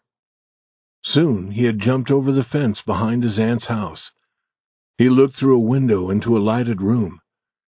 There sat Aunt Polly, Sid, Mary, and Joe Harper's mother. They were talking. They were beside the bed, and the bed was between them and the door. Tom went to the door and opened it quietly. He thought that he might be able to go inside without being seen. He began moving carefully on his knees. "I feel a wind. Is that door open?" said Aunt Polly. "How strange. Many strange things are happening now. Sid, go and close the door." Quickly, Tom went under the bed. Sid did not see him. "But," said Aunt Polly, "he was not bad. He was only wild and full of life, like any young animal. He did not wish to do bad things, and no boy ever had a kinder heart." She began to weep. "My Joe was the same. He was not really bad, and he was always kind, and now I shall never see him again. I am sorry for so many things. Only yesterday the cat—" Weeping, Aunt Polly told about the cat and the painkiller. Tom was weeping a little now. He could hear Mary weeping also. Had he really always been a good boy? It was quite surprising to think this. But now he was beginning to believe it. He wished to rush out from under the bed. He wished to fill his aunt with joy. But he remained still and listened. Their small boat had been found 5 or 6 miles down the river. Now, hope for them was gone. On Sunday, the whole village would pray in the church for the boys' souls. Mrs. Harper went home. Sid and Mary went to bed. Then Aunt Polly prayed for Tom. Her words and her old voice were filled with love. Tom's tears began falling again. Then she got into bed. She talked to herself, and she turned over again and again. Tom remained quiet for a long time, but at last she was still. Now the boy came out and looked down at her. He loved her, and he was very sorry for her. He took from his pocket the piece of wood with his writing on it. He placed it on a table. She would see it there in the morning. But then a new thought came to him. He considered it. His face grew bright. He put the wood into his pocket again. Then he kissed his aunt's lips and went out the door. He returned to the river and to the riverboat. There was a man who guarded the boat, but he would be sleeping. Tom knew that. It was easy to take the small boat. He got into it and moved it first up the river. Then he crossed to the other shore. He had often crossed the river in a small boat, and he knew how to do it. He considered taking the small boat to the island. A real pirate would keep the boat. But people would try to find it, and they might find the boys also. He got out of the boat and walked south along the shore. At daylight, he could look straight across the stream and see the island. He rested. Then he entered the water. Soon he was on the island. He heard Joe say, "No, Tom is true, Huck. He will return. What has he been doing, I wonder?" "Here I am," cried Tom, stepping out from among the trees. In a short time they had caught more fish and were eating them. Tom told his adventures. Then Tom found a place in the shade. There he was able to sleep until noon. Chapter 16. A Night Surprise. The boys played in the water and on the shore, but the next day Joe was very sad. Would he ever be happy again? It did not seem possible. Huck was also sad. Tom was not happy, but he tried to seem happy. He had something interesting to tell them, but he was not yet ready to speak. However, if they did not feel better soon, he would be forced to tell it. He said, trying to seem happy, "I think there have been pirates on this island before. How would you like to find an old box full of money? We should go and hunt for it." But the other boys were not interested. Joe said, "Boys, I want to go home. It is very lonely here." "Oh, no, Joe, you'll feel better soon," said Tom. "Think of the good fishing here." "I'm not interested in fishing.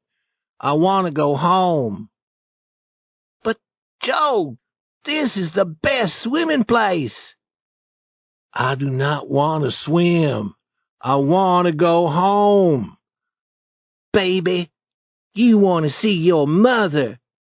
"Yes, I do want to see my mother, and you would want to see your mother if you had a mother." "I am not a baby." "But you like it here, Huck.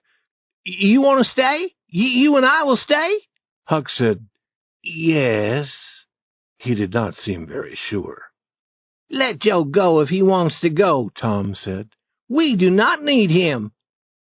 Joe began to walk into the water, to start swimming toward the shore where the village was. Tom looked at Huck. Huck looked away. Then Huck said, "I want to go, Tom. We can go, Tom, can't we?" "I won't. You can go, but I'm going to stay." Huck started to walk sadly away. Tom felt a strong desire to follow. He hoped that they would stop, but they went slowly forward.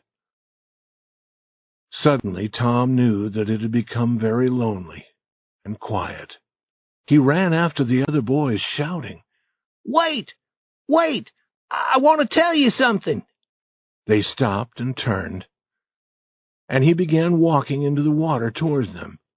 They listened to him without an answering word or smile. But after a while they began to understand. Then they shouted with joy. They said that he should have told them his plan sooner. That night after eating, Tom wanted to learn to smoke. Joe wanted to try also. With Huck's help, they began. Tom said, "This is easy. I could have learned long ago." "This is nothing," said Joe. "I could smoke all day. I do not feel sick." Tom said, "I wish that the other boys could see us now. Listen, we won't tell them. And then sometime when they are with us, I will say, 'Joe, I want to smoke.' And you will say, 'My tobacco is not very good.' And I will say, 'It does not need to be good if it is strong enough.'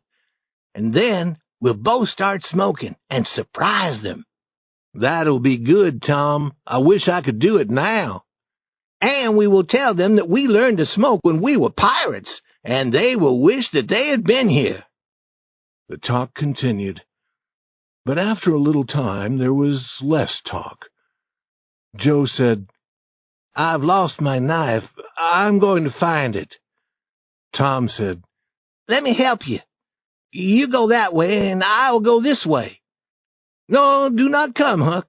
We can find it." Huck sat down again and waited an hour. Then he was lonely, and he went to find his friends. Both were very white. Both were asleep. But he knew what had troubled them was gone now. That night they did not talk much.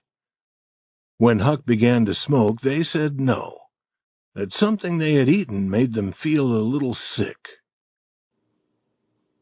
In the middle of the night, Joe opened his eyes and called to the other boys. There was a strange heaviness in the air, and it made them all afraid. The night was very hot, but they moved near to each other and near to the fire. Sitting like that, they waited.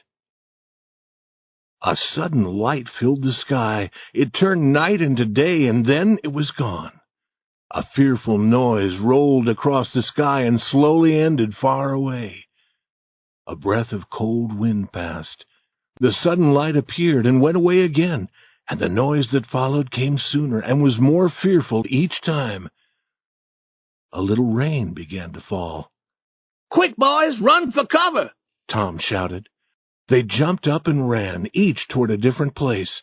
A strong wind rushed through the trees. The bright light appeared and went away, appeared and went away again. The fearful noise seemed to never stop. And now a heavy rain came down and ran in streams over the ground. The boys shouted, but their voices were lost in the storm. After some time they came to the place where the old sail was, and pulled it over them. It was a wild night for these boys. The wind caught the old sail and carried it away. Trees fell. The storm increased until they feared it might carry the island away. But the storm grew weaker and weaker, and peace returned. The boys found that their fire was not quite dead. They put some more wood on it, making it burn brightly again. They found some of their meat and cooked it. Then they sat by their fire until morning, talking of the night's adventure, because there was no dry place for them to sleep. When the sun began to shine, they rested in its warm light near the shore. There they remained, sleeping, until the sun became too hot. Then they had something to eat again. The desire for home was now strong in all of them. Tom tried to find a new game to interest them. He found one. They were not pirates now. They were Indians, and had many fierce battles. However, when the day ended, they smoked together, as Indians always did to show that they were at peace. And two of them learned joyfully that now they could smoke a little tobacco without being sick. Chapter 17. The Success of Tom's Plan. But there was no joy in the little town that same afternoon. The village was more quiet than usual. The people had little to say to each other. The children had no pleasure in their games. Becky Thatcher was walking near the school. She thought, "Oh, I wish I had not returned to Tom that bright, shining ball he gave me. I have nothing to help me remember him. He's gone now, and I shall never, ever see him again." She walked away with tears rolling down her face. Then a large group of boys and girls, friends of Tom and Joe, came to the school and stood looking over the fence into the yard where they had played together. They spoke of things Tom and Joe had said, and of things Tom and Joe had done. They tried to learn who was the last to see the two boys. The children who were the last to talk with Tom and Joe felt very important indeed. One boy, who also wished to feel important, said, "I had a fight with Tom Sawyer, and he was stronger than I was." But most of the boys could say that. The next morning the church bell did not stop as it usually did after calling the people to church. It continued to ring. The people from the village gathered. Outside the church they talked, but in the church all was very quiet. The little church was filled with people. After a long time Aunt Polly entered, followed by Sid and Mary, and by the Harper family. All were wearing black clothes. The other people in the church stood up. They remained standing while the two families walked to the front of the church and sat down. It was quiet again.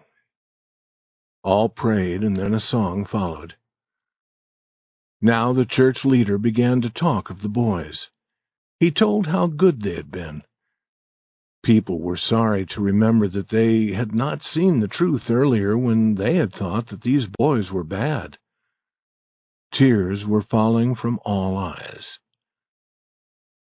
The sound of the church door opening slowly was heard.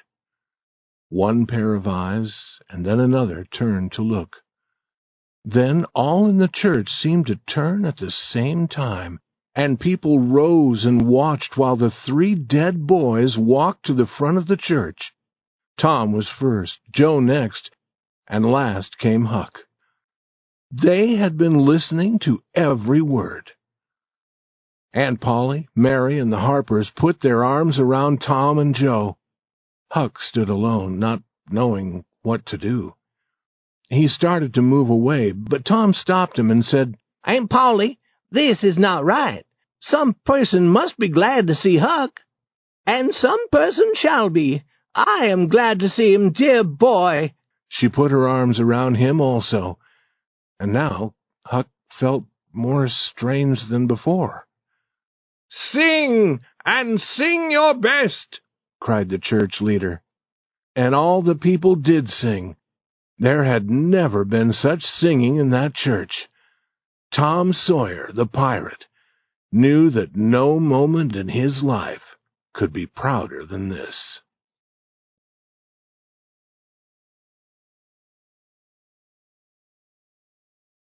Chapter 18. Tom's Wonderful Dream. That was Tom's great plan, to return home with the other pirates and go to the church to hear the people pray for their souls. They had returned across the river in the darkness the night before, and had stayed in the forest until nearly daylight. They had entered the church and finished their sleep there before the people came. Then they appeared at the most important moment. The next morning, Aunt Polly and Mary were very loving toward Tom. He had everything he wanted to eat. There was much more talk than usual. Aunt Polly spoke. "We can laugh now, Tom, but you were not very kind to let me suffer. You came across the river to surprise us in church. Why could you not come across the river to tell me that you were not really dead?" "Yes, you could have done that, Tom," said Mary. "I believe you would have done it if you'd thought of it." "Would you, Tom?" said Aunt Polly. Her face was brighter at this thought. "Would you, if you thought of it? I hope you love me enough to do it. Did you think of it?" "Tom is always rushing," Mary said. "He never thinks." "Sid would have thought, and Sid would have come. Tom, someday you'll be sorry. You will wish that you had cared more for me, but then it will be too late. I do care for you," said Tom. "I wish that I had thought, but I dreamed about you." "A cat does as much as that. What did you dream?" "I dreamed that I saw you sitting there by the bed. Sid and Mary were sitting with you. I dreamed that Joe Harper's mother was here. Indeed she was one night. Did you dream any more?" "Yes, but I can't remember all of it." "Try, Tom. Try to remember." "You said that the door must be open because you could feel the wind coming in. You said that was strange. And you told Sid—" "What did I tell Sid, Tom?" "You told him— you told him to close the door. And you were talking about me. I remember better now. You said that I was not bad. You said that I was only wild and full of life like any young animal. I never heard anything like this in all my life. And some people say that dreams are never true. Tell me more, Tom." And then you began to weep. "Yes, I did. I did." Then Mrs. Harper began to weep. She said that Joe was good also. And then you told all about my giving the painkiller to the cat. And then there was a lot of talk about finding our bodies and about praying in the church on Sunday. It is all true. And Mrs. Harper went home, and you prayed for me, and I could see you and hear every word. And you went to bed, and I was very sorry for you. And I had a letter for you. It was on a piece of wood. On the wood were the words, "We are not dead. We are away being pirates." I kissed you on the lips and went away again. Did you, Tom? Did you? She took him in her arms. "It was very kind, but it was only a dream," said Sid. "Be quiet, Sid. And Tom, here's a big apple for you. And now, you children go to school." Tom walked slowly and proudly, feeling that all eyes were watching him. Smaller boys followed him, proud to be seen with him. Boys of his own size tried not to show that they knew he had been away. But they did know. They wished that they had sun-brown skin like his. They wished that they were as famous. Tom decided that he no longer was interested in Becky Thatcher. Being famous was enough pleasure for him. When Becky arrived at school, Tom seemed not to see her, but he saw her playing with other boys and girls. He saw that she often came near him and looked at him, and he began talking to Amy Lawrence. Becky tried to go away from him, but her feet would not do as she wished. They carried her near the group around Tom. She said to one of the girls, "Mary, Where were you yesterday? I wanted to tell you about the picnic. Oh, whose picnic? My mother is going to let me have one. I hope that she will let me come. It will be my picnic, and I may ask those that I want. I want you and all my friends to come. She looked at Tom, but he was talking to Amy Lawrence. Now the others in the group began asking if they could go to the picnic. Soon all had asked except Tom and Amy. Tom turned away. Becky's legs were shaking and tears came to her eyes. She would not let the others see her sadness. She went away alone to think of what to do. When Tom saw her again, she and a boy named Alfred Temple were sitting together, looking at a book. Now Tom suddenly wanted to stop talking to Amy. He escaped from her and went to look again at Becky and Alfred Temple. And Becky seemed not to see Tom, but she saw him, and she saw that he was suffering, and she was glad. That Alfred Temple, Tom thought. Alfred Temple in his fine clothes. I will catch you. I will take you. And he began hitting the air as if he were fighting with the other boy. At noon, Tom went home. Becky again looked at the book with Alfred, hoping that Tom would see them. But Tom did not appear. Suddenly she began to weep. She left Alfred and walked away.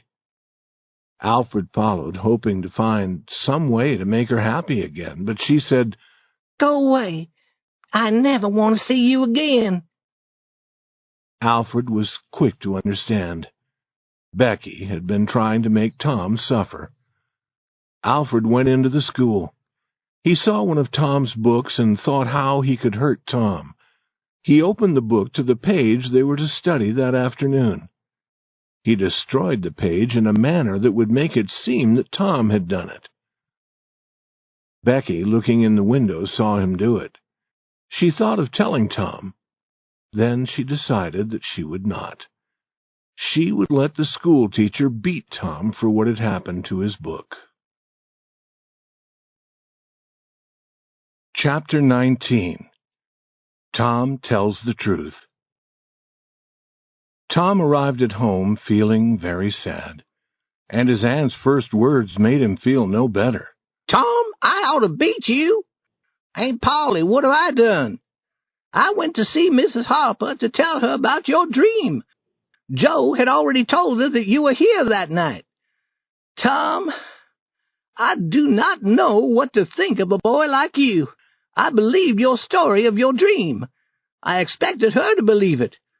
Why did you let me be such a fool? Aunt Polly, I wish I had not done it. I did not think. Oh, child, you never think.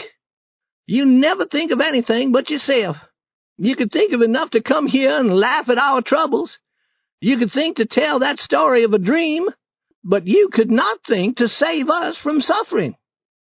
Aunt Polly, I know that it was bad, but I did not plan to be bad, and I did not come here that night to laugh at you. I came to tell you that we were not drowned. I did not want you to be sad. Tom, I would be thankful to believe that, but I doubt that you had such a thought. Yes, I did. It is the truth. I wanted to save you from being sad. Then why did you not tell me, child? You began talking of Sunday and all the people praying for us in the church, and I began thinking about going there on Sunday. And I put my letter in my pocket and went away. What letter? The letter to tell you that we were pirates. I wish now that you had opened your eyes when I kissed you. Did you kiss me, Tom? Are you sure? Yes, I did, Aunt. Why did you kiss me? Because I loved you, and you were weeping in your sleep, and I was sorry. The words sounded like the truth. The old lady said, "Kiss me again, Tom, and then go to school."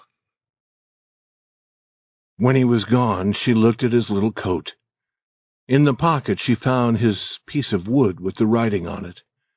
She read the words with tears falling from her eyes. Then she said, Now, I could forget anything bad that boy does. I could forget 1,000,000 bad things.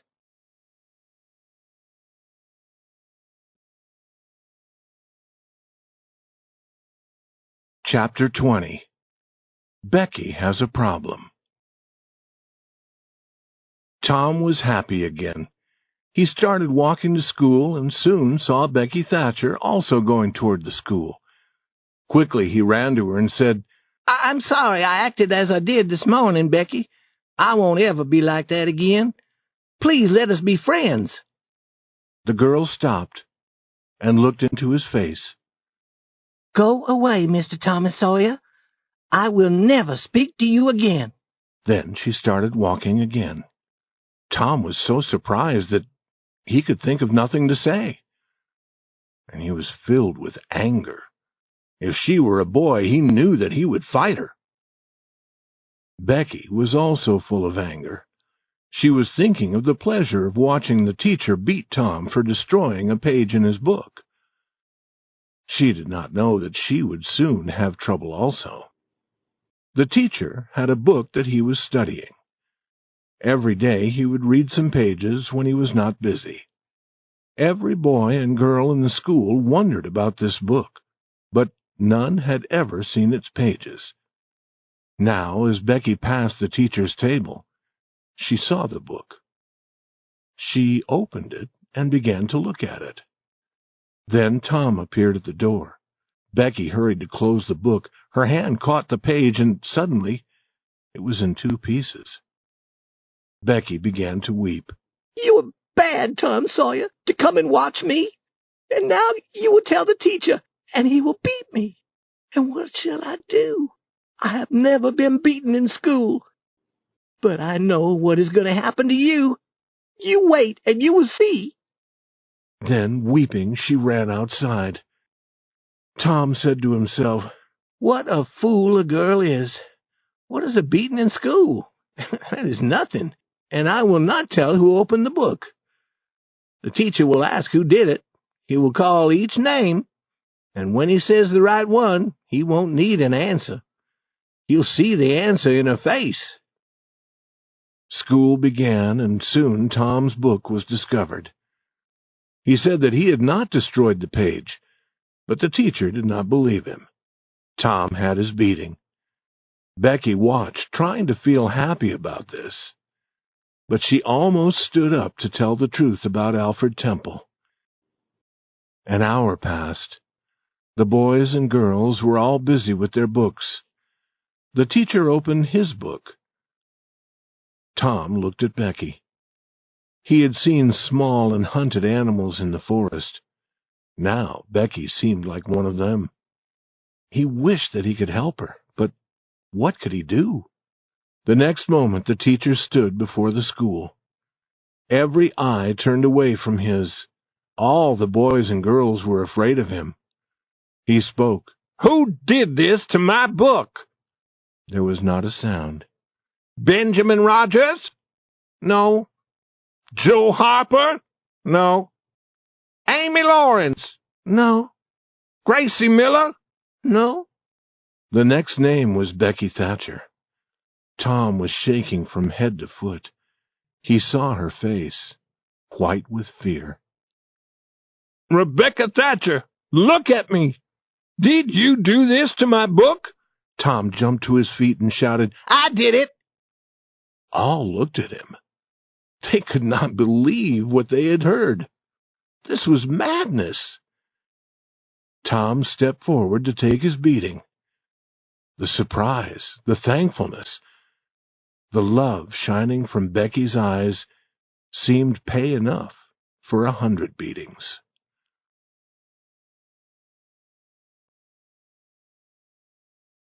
Chapter 21. Old Muff's Friend. Summer had come. For several months there would be no school. Tom discovered that the days were too long. He did not have enough to do. He decided to make a record of everything that happened. But nothing happened during 3 days. He decided that a record would be of no value. Becky Thatcher had gone away. During the summer, she was living in another town with her father and her mother. The thought of the fearful killing in the graveyard was always in Tom's mind. It was like a pain that would not go away. Then Tom became sick. For 2 long weeks, Tom remained in bed without knowing what was happening in the village. He was very ill. He was interested in nothing. Then he seemed to be better. But after a day, he was ill again. He was in bed for 3 more weeks. In the warm, sleepy village, something began to happen. A judge was coming to listen to the story of the killing in the graveyard. He would decide what to do about Muff Potter. Every person in the village talked of this. Tom could not escape from it. Every word made his heart beat faster. He was always afraid when people talked to him about it. He took Huck to a lonely place. He wanted to be sure that Huck had not told the story. Huck, have you told about that? About what? You know what. Oh, no, I have not. Never a word? Never a word. Why do you ask? I was afraid. Tom Sawyer, we would not live 2 days if that story was told. You know that. Huck, could any person make you tell? If I wanted that Indian Joe to drown me, they could make me tell. Good. I think that we are safe if we do not talk, but we should make another agreement. It'll be more sure. They made another agreement, as before, signed in blood. What is the talk that you hear, Huck? Talk? It is all Muff Potter, Muff Potter, Muff Potter. It makes me want to go where no one can see me. I hear the same talk. They're going to hang him. Do you feel sorry for him sometimes? Almost always. Almost always. He has never done anything to hurt any person. He only fishes to get some money so that he can get drunk. He is really good. Once he gave me a fish when he really did not have enough for himself. And he helped me at other times when I needed help. He helped me also, Huck. He helped me to catch fish. I wish that I could get him out of jail. We can't get him out, Tom. And if we did, well, they would catch him again. Yes, but I do not like to hear what they say, for he never did that. And I do not like it either, Tom. The boys talked for a long time, but it did not make them happy. As night came, they were near the little jail. Perhaps they hoped that something good might happen. But nothing happened. They went to the window and gave Potter some tobacco. They had done this before. He was always very thankful for their gifts, and his thanks always hurt them. This time the hurt went deeper when Potter said, "You've been good to me, boys, better than the others in this town, and I won't forget. I won't. Often I say to myself, I was good to all the boys. I showed them where the good fishing was. I was their friend when I could be a friend. And now they forget old Muff and his trouble. But Tom does not forget, and Huck does not. They do not forget him, I say, and I won't forget them. But, boys, I did a fearful thing. I was drunk. That is the only way that I can explain it. Now I must hang for it, and that is right. It is best also. I hope that it is. But we won't talk about that. I won't make you feel sad. You've been my friends. But what I want to say is this. Never get drunk. Then you won't ever be where I am now. Stand where I can see you. It is a pleasure to see friendly faces when a man is in trouble like this. You're the only ones who come here. Good, friendly faces. Good, friendly faces. Now stand on each other's shoulders and let me touch your faces. Good.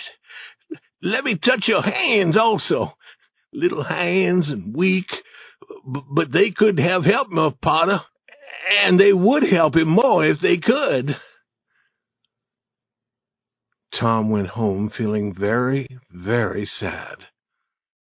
His dreams that night were full of fearful things. During the next 2 days, he went to the town meeting house. The judge was there listening to the story of the killing. Tom wished to go into the meeting house to hear what was happening, but he forced himself to stay outside. Huck was having the same experience. They were careful not to meet each other. They would go away from the meeting house, but soon they would return. Tom listened when people came out. The news was always bad. At the end of the second day, people said that Indian Joe's story never changed. There was no doubt what the judge would decide. Tom was out late that night, and he entered the house through the window. He could not sleep for several hours. All the people in the village went to the meeting house the next morning. This was to be the important day. Potter, who appeared to have no hope, was brought in. All eyes were turned to him, and Indian Joe was there too. Then the judge arrived. Now a man was asked to tell what he knew about the killing. He said that he had found Muff Potter washing his hands in a stream. It was very early on the morning after the killing. Another man was asked to tell his story. He told about finding a knife near the doctor's body. Then a second man spoke about the knife. He knew that it belonged to Potter. A man who had studied law sat beside Muff Potter. He was there to help Potter. But he asked no questions as these men told their stories. It seemed strange. Was he not trying to prove that Potter had not killed the doctor? More men told their stories, and the man beside Potter asked them no questions. After a while, all the stories against Potter had been told. Then the man beside Potter stood up. He spoke to the judge. "Your Honor, we plan to prove that Muff Potter was drunk that night. We plan to prove that he did not know what he was doing. But we have changed our plans. We wish to ask Thomas Sawyer some questions." Surprise appeared on every face, including Potter's. Every eye was watching Tom. He stood up and walked forward. He looked very wild because he was deeply afraid. The questions began. "Thomas Sawyer, where were you on the night of the killing at about the hour of 12? Tom looked at Indian Joe. He could not speak. The people listened, but the words did not come. After a few minutes, however, the boy had more strength. Some of the people could hear as he said, "In the graveyard." "Louder, please. Do not be afraid. You were?" "In the graveyard." A cold smile appeared on Indian Joe's face, then it was gone. "Were you near Hoss Williams' grave?" Yes. "Louder, please. How near were you?" As near as I am to you.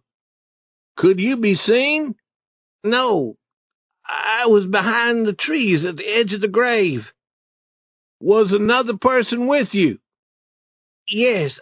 I went there with... "That is enough. We will call him when we need him." "Did you carry something there?" Tom did not answer. "Speak, my boy. The truth is always honorable. What did you carry there?" Only a dead cat." There was a little laughing. The judge ordered it to stop. We plan to show the bones of that cat. Now, my boy, tell us everything that happened. Tell it as you wish, but tell it all, and do not be afraid." Tom began slowly. Then his words came more and more easily. Every eye looked at him. With open lips, the people listened to his words, forgetting everything but his story. Now he came to the end. Interest became greater and greater. And as the doctor hit Muff Potter with the board, and Muff Potter fell, Indian Joe jumped with the knife, and Indian Joe jumped toward a window, striking all who tried to hold him. In a moment, he was gone. Chapter 22. Days of Delight and Nights of Fear. Tom was famous once again. The old people loved him, and the young people wished that they were like him. His name appeared in the village newspaper. There were people who believed that he might someday become President of the United States, if he escaped hanging. Now all were kind to Muff Potter, forgetting that they had not been kind before. Tom's days were days of joy, but his nights were filled with fear. Indian Joe was in all his dreams. Poor Huck felt the same. His name had not been called in the meeting house. Because Indian Joe had run away, Huck's story was not needed. But Huck was afraid that his part in the story might be told. Huck no longer trusted any human being, because Tom had broken their agreement. Every day Muff Potter's thanks made Tom glad that he had told his story. Every night he wished that he had not opened his mouth. Sometimes Tom was afraid that Indian Joe would never be caught. At other times he was afraid that Indian Joe would be caught. He felt sure that he could never be safe again until Indian Joe was dead and he had seen the dead body. Indian Joe had not been found. The slow days passed. With each day, Tom became a little less afraid. Chapter 23. Dead People and Spirits. There comes a time in every boy's life when he wants to hunt for gold and silver that pirates have put deep in the earth. This desire suddenly came to Tom. He tried to find Joe Harper, but failed. He tried to find Ben Rogers, but Ben had gone fishing. Then he met Huck Finn. Tom took him to a place where they could be alone, and he explained. Huck agreed. Huck always agreed to do anything that would require time, but not money. He had no money, but much time. "Where?" said Huck. "Almost anywhere." "Do you mean that there's money in the ground everywhere?" "No, it is in very special places, Huck.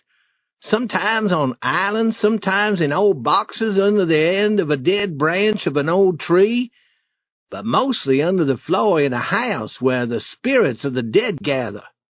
"Who puts it there?" "People who take it away from other people." "Why do they put it in the ground? If I were rich, I'd spend the money and enjoy it." "I would too, but these people are different." "Do they never return to get it?" "Nope. They think that they will, but they forget where it is, or they die." "How are you going to find it, Tom? Where will you look?" "We tried hunting for gold on the island when we was pirates. I know where there's a house full of spirits, and there are old trees with dead branches everywhere." "Is there gold and silver under every dead branch?" "No, that would not be possible." "How do you know which one to choose?" "Choose all of them." "Tom, we shall be working all summer." "What is wrong with that? We might find $100, or valuable stones like diamonds. How'd you like that?" Huck's eyes were shining. "Give me the $100, and you can have the valuable stones like diamonds. Have you ever seen a diamond, Huck? I do not remember that I have. Kings have diamonds, and I've heard that some of them are worth $1 or more. Kings have hundreds of them. I do not know any kings, Tom. If you go to Europe, you'll see them jumping around. Do they jump? Jump? No. Why did you say that they jumped? Oh, I mean that you'll see kings everywhere. Not jumping. Why should they jump? But you will see many of them. The boys got some gardening things used for making holes in the earth.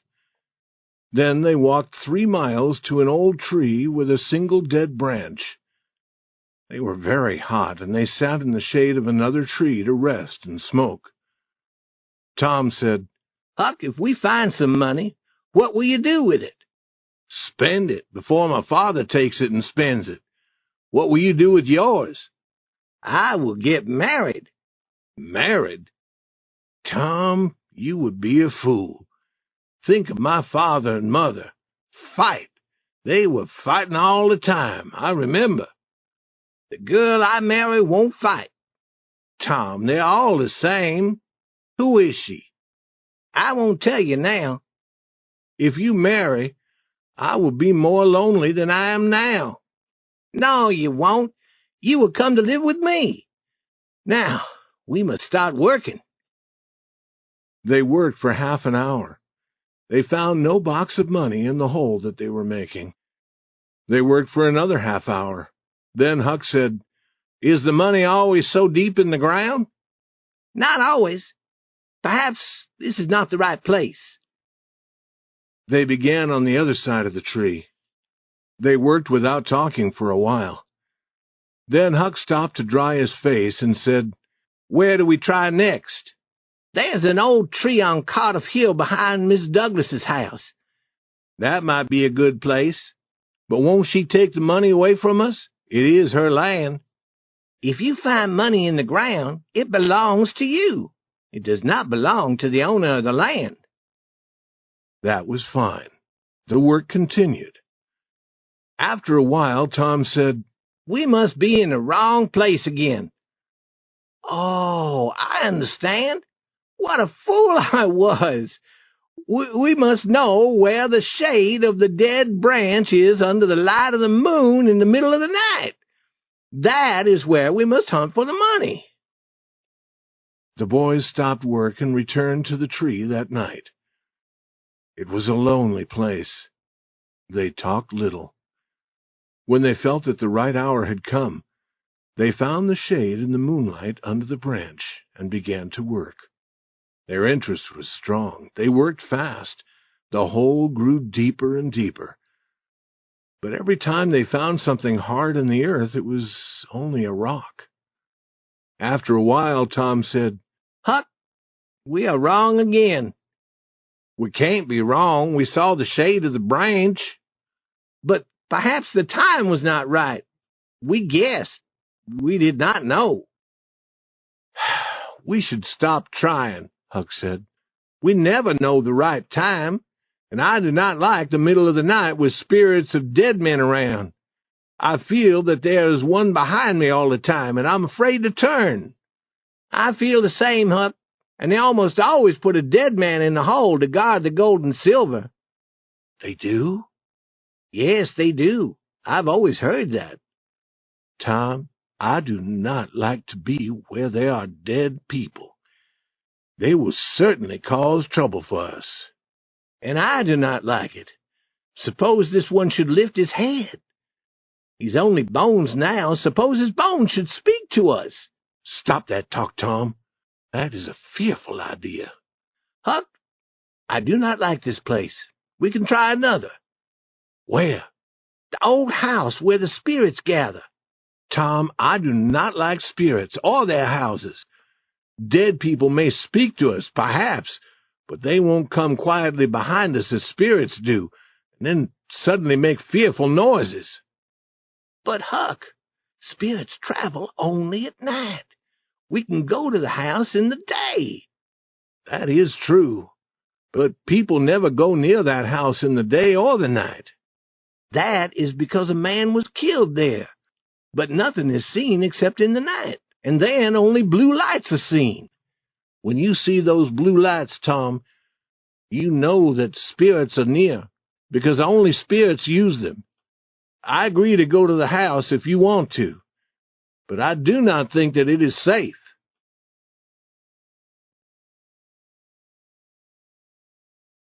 Chapter 24. Sleeping Spirits, a Box Full of Gold. On Saturday, soon after noon, the boys met at the dead tree. They smoked and talked in the shade. Then they worked a little at their last hole. They had no great hope, but Tom said that people sometimes stopped working when they had almost found the box of gold. Then another person came and with very little work discovered it. However, they failed to find anything, but they felt that they had done everything that was possible. When they arrived at the old house, they were first afraid to go in. It was completely quiet there under the hot sun, and very lonely. Then they went without any noise to the door and looked in, shaking with fear. They saw a room with an earthen floor.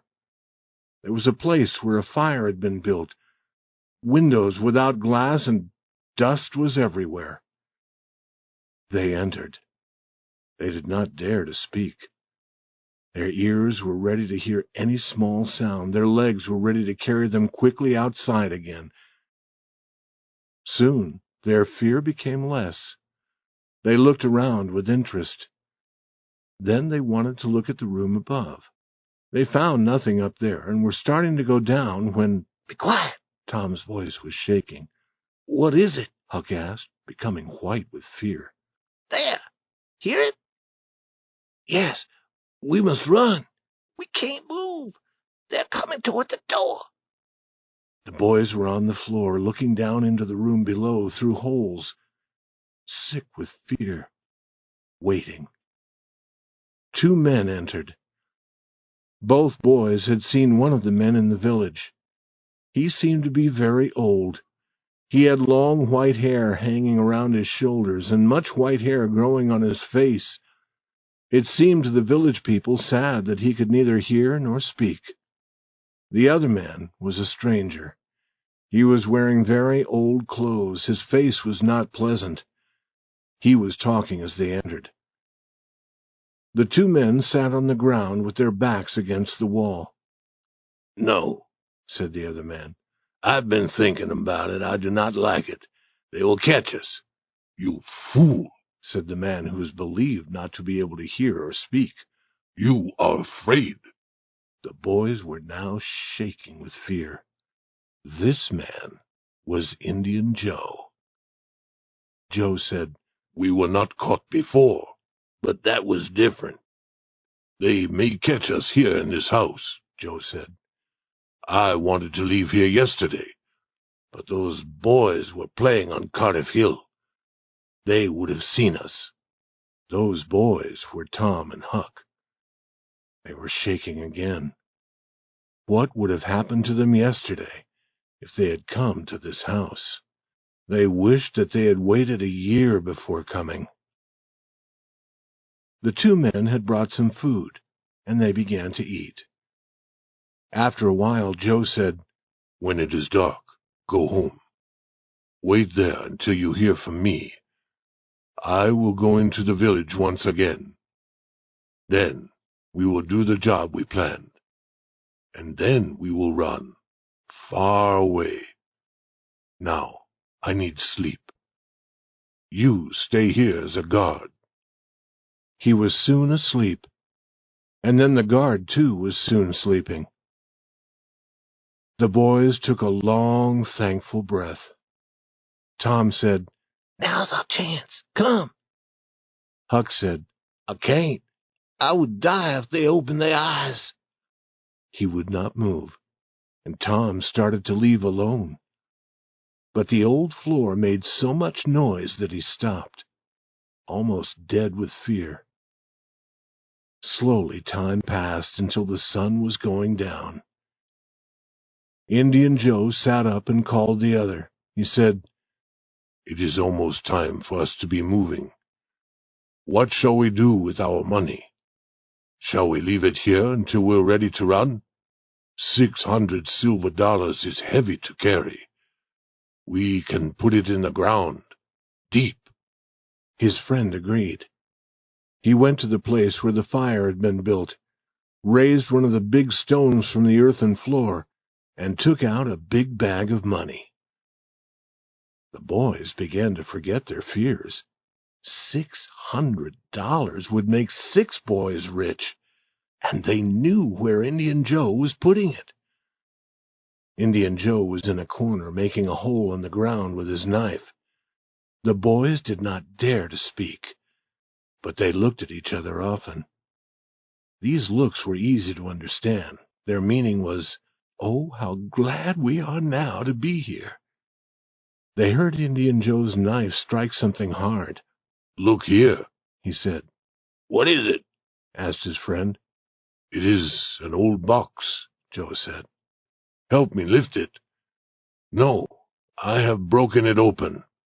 He put his hand in the box and then brought it out again. "Man, this is money." The two looked at the handful of money. It was gold. Now the men found the gardening things that the boys had been using and had placed in another corner when they came into the house. Using them, they started to work. They soon had the box out of the earth. It was not large, but it had once been very strong, with iron bands to hold the wood together. "There are thousands of dollars here," said Indian Joe. "Now it won't be necessary to do that job in the village," said the other. Indian Joe said, "You do not understand. I am not doing that job only for money. Wrong was done to me, and I am going to pay them for it. I need your help. Go home until I tell you to come." "What do we do with this money? Put it in the ground again?" "Yes." Delight for the boys above his head. "No." Deep sadness above. "Where did these gardening things come from? There was fresh earth on them. Who was here? We must take the money away. I have a good place for it, at the number 2 place, under the cross." "It is nearly dark enough to go." Indian Joe went from window to window, looking out. Then he said, "Who could have come here? Do you think they are in the room above us?" The boy's breath stopped. Indian Joe put his hand on his knife and started to go up. The boys could not move. Their strength was gone. They heard Joe coming. Then they heard the sound of breaking wood, and Joe fell to the ground. "No people are up there," his friend said. "They saw us coming and they ran. They thought that we were spirits or devils, and they are running yet." Soon the 2 men went out of the house, with the box of gold and the bag of silver dollars. Tom and Huck watched them through the holes in the wall. But would the boys follow? No. They were happy enough to get away from the house with no broken bones, and then return to the town.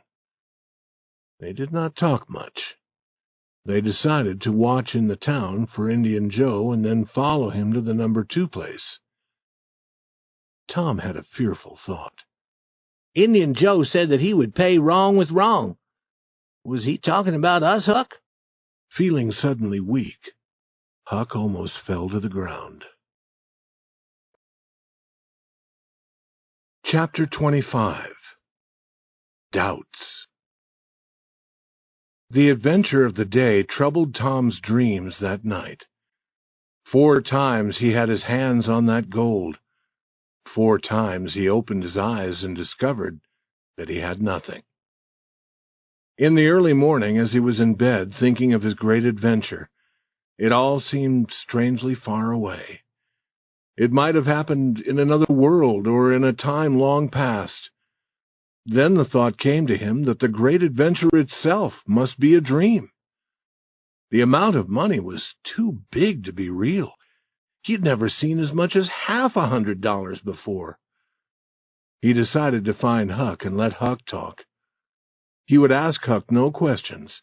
If Huck did not speak of the adventure, then Tom would know that it had been a dream. Huck was sitting on the edge of a boat with his feet in the water.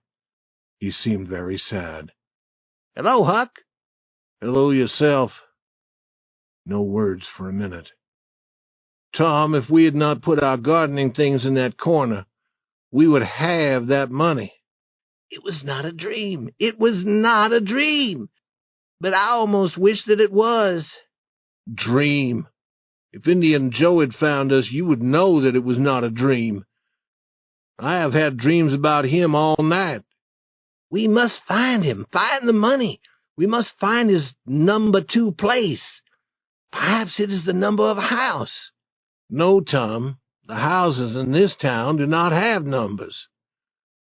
"Perhaps it is the number of a room in a public house for travelers. Those rooms have numbers." Oh, that is the answer. There are only 2 public houses here. We can quickly learn about number 2. "You stay here, Huck, until I return." Tom was gone half an hour. He learned that in one public house a well-known young man lived in room number 2. But in the other public house, number 2 was always closed. No person seemed to know much about it. However, a light had been seen in the window the night before. "That is Indian Joe's number 2, Huck." I think you are right, Tom. Now what will you do? "Let me think." Tom thought a long time. Then he said, "I would tell you. The door of number 2 opens on a little street at the back of the house. We must wait for a dark night. Then we shall try to get in. But if you see Indian Joe, follow him. And if he does not go to that number 2, it can't be the place." I'm afraid to follow him alone, Tom. "It will be night. If I see him, and if it is dark, I will follow him. I promise. He might be going straight to that money. You must not weaken, Huck, and I won't." Chapter 26. Number 2. Huck as Guard. They waited 3 nights. The 4th night was dark enough. The public house was closed at a late hour, but Tom and Huck were near. Indian Joe had not been seen. No other person had been seen in the street behind the house. The 2 adventurers moved quietly toward the door in the darkness. Huck stopped to remain as a guard, and Tom went forward. Then there was a long wait. To Huck, it seemed like hours. What had happened to Tom? Had he died from fear? Huck's breathing was very fast, and his heart beat madly. Suddenly, Tom came rushing out. "Run! Run for your life!" They never stopped running until they were at the other end of the village. There stood an old building, now not used. As they entered, rain began to fall heavily. "Huck, it was fearful. I tried and tried to open the door, and then suddenly it opened without effort. I stepped into the room, and, Huck, I almost stepped on Indian Joe's hand." No. "Yes, he was there, asleep on the floor, drunk, I believe. I turned and ran." Tom, did you see that box? "Huck, I did not wait to look around. I did not see the box. I did not see any cross. I only saw a cup on the floor beside Indian Joe and more to drink. The room is full of it." Tom, if Indian Joe is drunk, now is the time to get that box. "Is it? You get it." Huck began to shake. No, I believe not. "And I believe not, Huck. Listen, Huck, wait until we know that Indian Joe is not in there. We can watch every night. Then we can go fast and get that box." I agree. Let me watch all night and every night. You do the other part of the job. "I will." and now the rain has stopped. You go and watch. And when you want me at night, come to my window and make a noise like a cat. Chapter 27. The Picnic. Indian Joe's Job. The next morning Tom heard glad news. Judge Thatcher's family had returned. Both Indian Joe and the box of gold were not so important for a while. More good news made the day perfect. The following day Becky would have her picnic. Before 11 in the morning, the young people were at Judge Thatcher's house, ready to start. Soon the happy group was walking toward the river. They were going to ride down the river on the old riverboat. Sid did not go. He was sick. Mary stayed with him. Mrs. Thatcher said to Becky, "You'll return late. Perhaps you should stay all night at the home of a girlfriend who lives near the river." I can stay with Susie Harper, Mother. "Good. And be a good girl." The boat took them 3 miles down the river, where it was tied to the shore. The crowd ran off the boat and into the forest. Soon shouting and laughing could be heard from many places. After a while all were hot and ready to rest. They met again near the boat and began to eat the good things they had brought with them. After eating, they rested in the shade of the big trees. Then there was a shout. "Who's ready to go to the cave?" All were ready. They got lights to guide them in the darkness and started to walk up the hill. The cave could be entered through an opening in the hillside. A door had been placed across the opening, but it was not closed. Inside was a small, very cold room. The walls were rock and always had water running down them. It was a strange pleasure to stand there in the darkness and look out at the green valley shining in the sunlight. But the strangeness was soon past, and the children began to play and run through other parts of the cave. None of these parts was wide, and some were very small. Some led to other rooms made of rock. Some of these were very big. The children could not see the top of them. A person might walk days and nights and never find the end of this cave. He might go down and yet further down into the earth, always finding new parts and new rooms. No person knew the whole cave. Only part of it was known, and people did not go where others had not gone before. Tom Sawyer knew as much of the cave as any person. The children walked for almost a mile before any of them started to return to the outside. Then one group after another began arriving at the opening on the hillside. They were surprised to see that it was almost night. The boat's bell had been calling for half an hour. However, they thought this end of the day's adventures was delightful. Only the captain of the boat was sorry that he had waited so long. Huck saw the lights of the returning riverboat. He was already watching for Indian Joe. There were clouds in the sky, and the night was becoming very dark. The people in the village began to go home to sleep. The village clock was striking 11, and nothing had happened. Huck also began to think of sleep. Then a noise came to his ear. The next moment 2 men passed near him. One was carrying something. It must be that box. Should he call Tom? No. The men would carry away the box, and it would never be found again. He would follow them. Without shoes, as usual, Huck moved as quietly as a cat. The men went toward the river, and then, turning, went up Cardiff Hill. Passing the house of an old man named Jones, they arrived at the top of the hill. There, among the trees, they could not be seen. Huck stopped, listened, but heard no sound except his own heart. He knew that he was not far from the house of Mrs. Douglas, an old lady who lived alone. Then, very near, he heard a voice. It was Indian Joe. He said, "There are lights. It is late, but she is not alone. I can't see any lights. That was the other man. Huck's heart was cold. This was the job Indian Joe had talked of? Mrs. Douglas had often been kind to Huck. Perhaps these men were planning to kill her. He wished that he had dared to run to the house and tell her, but the men would catch him. "Look from here," said Indian Joe. "Now do you see the lights?" Yes, forget the job. Forget it. I have told you before. You can have her money. I do not want it. But her husband put me in jail. Then he died. I can't hurt him, but she is living yet. You must not kill her.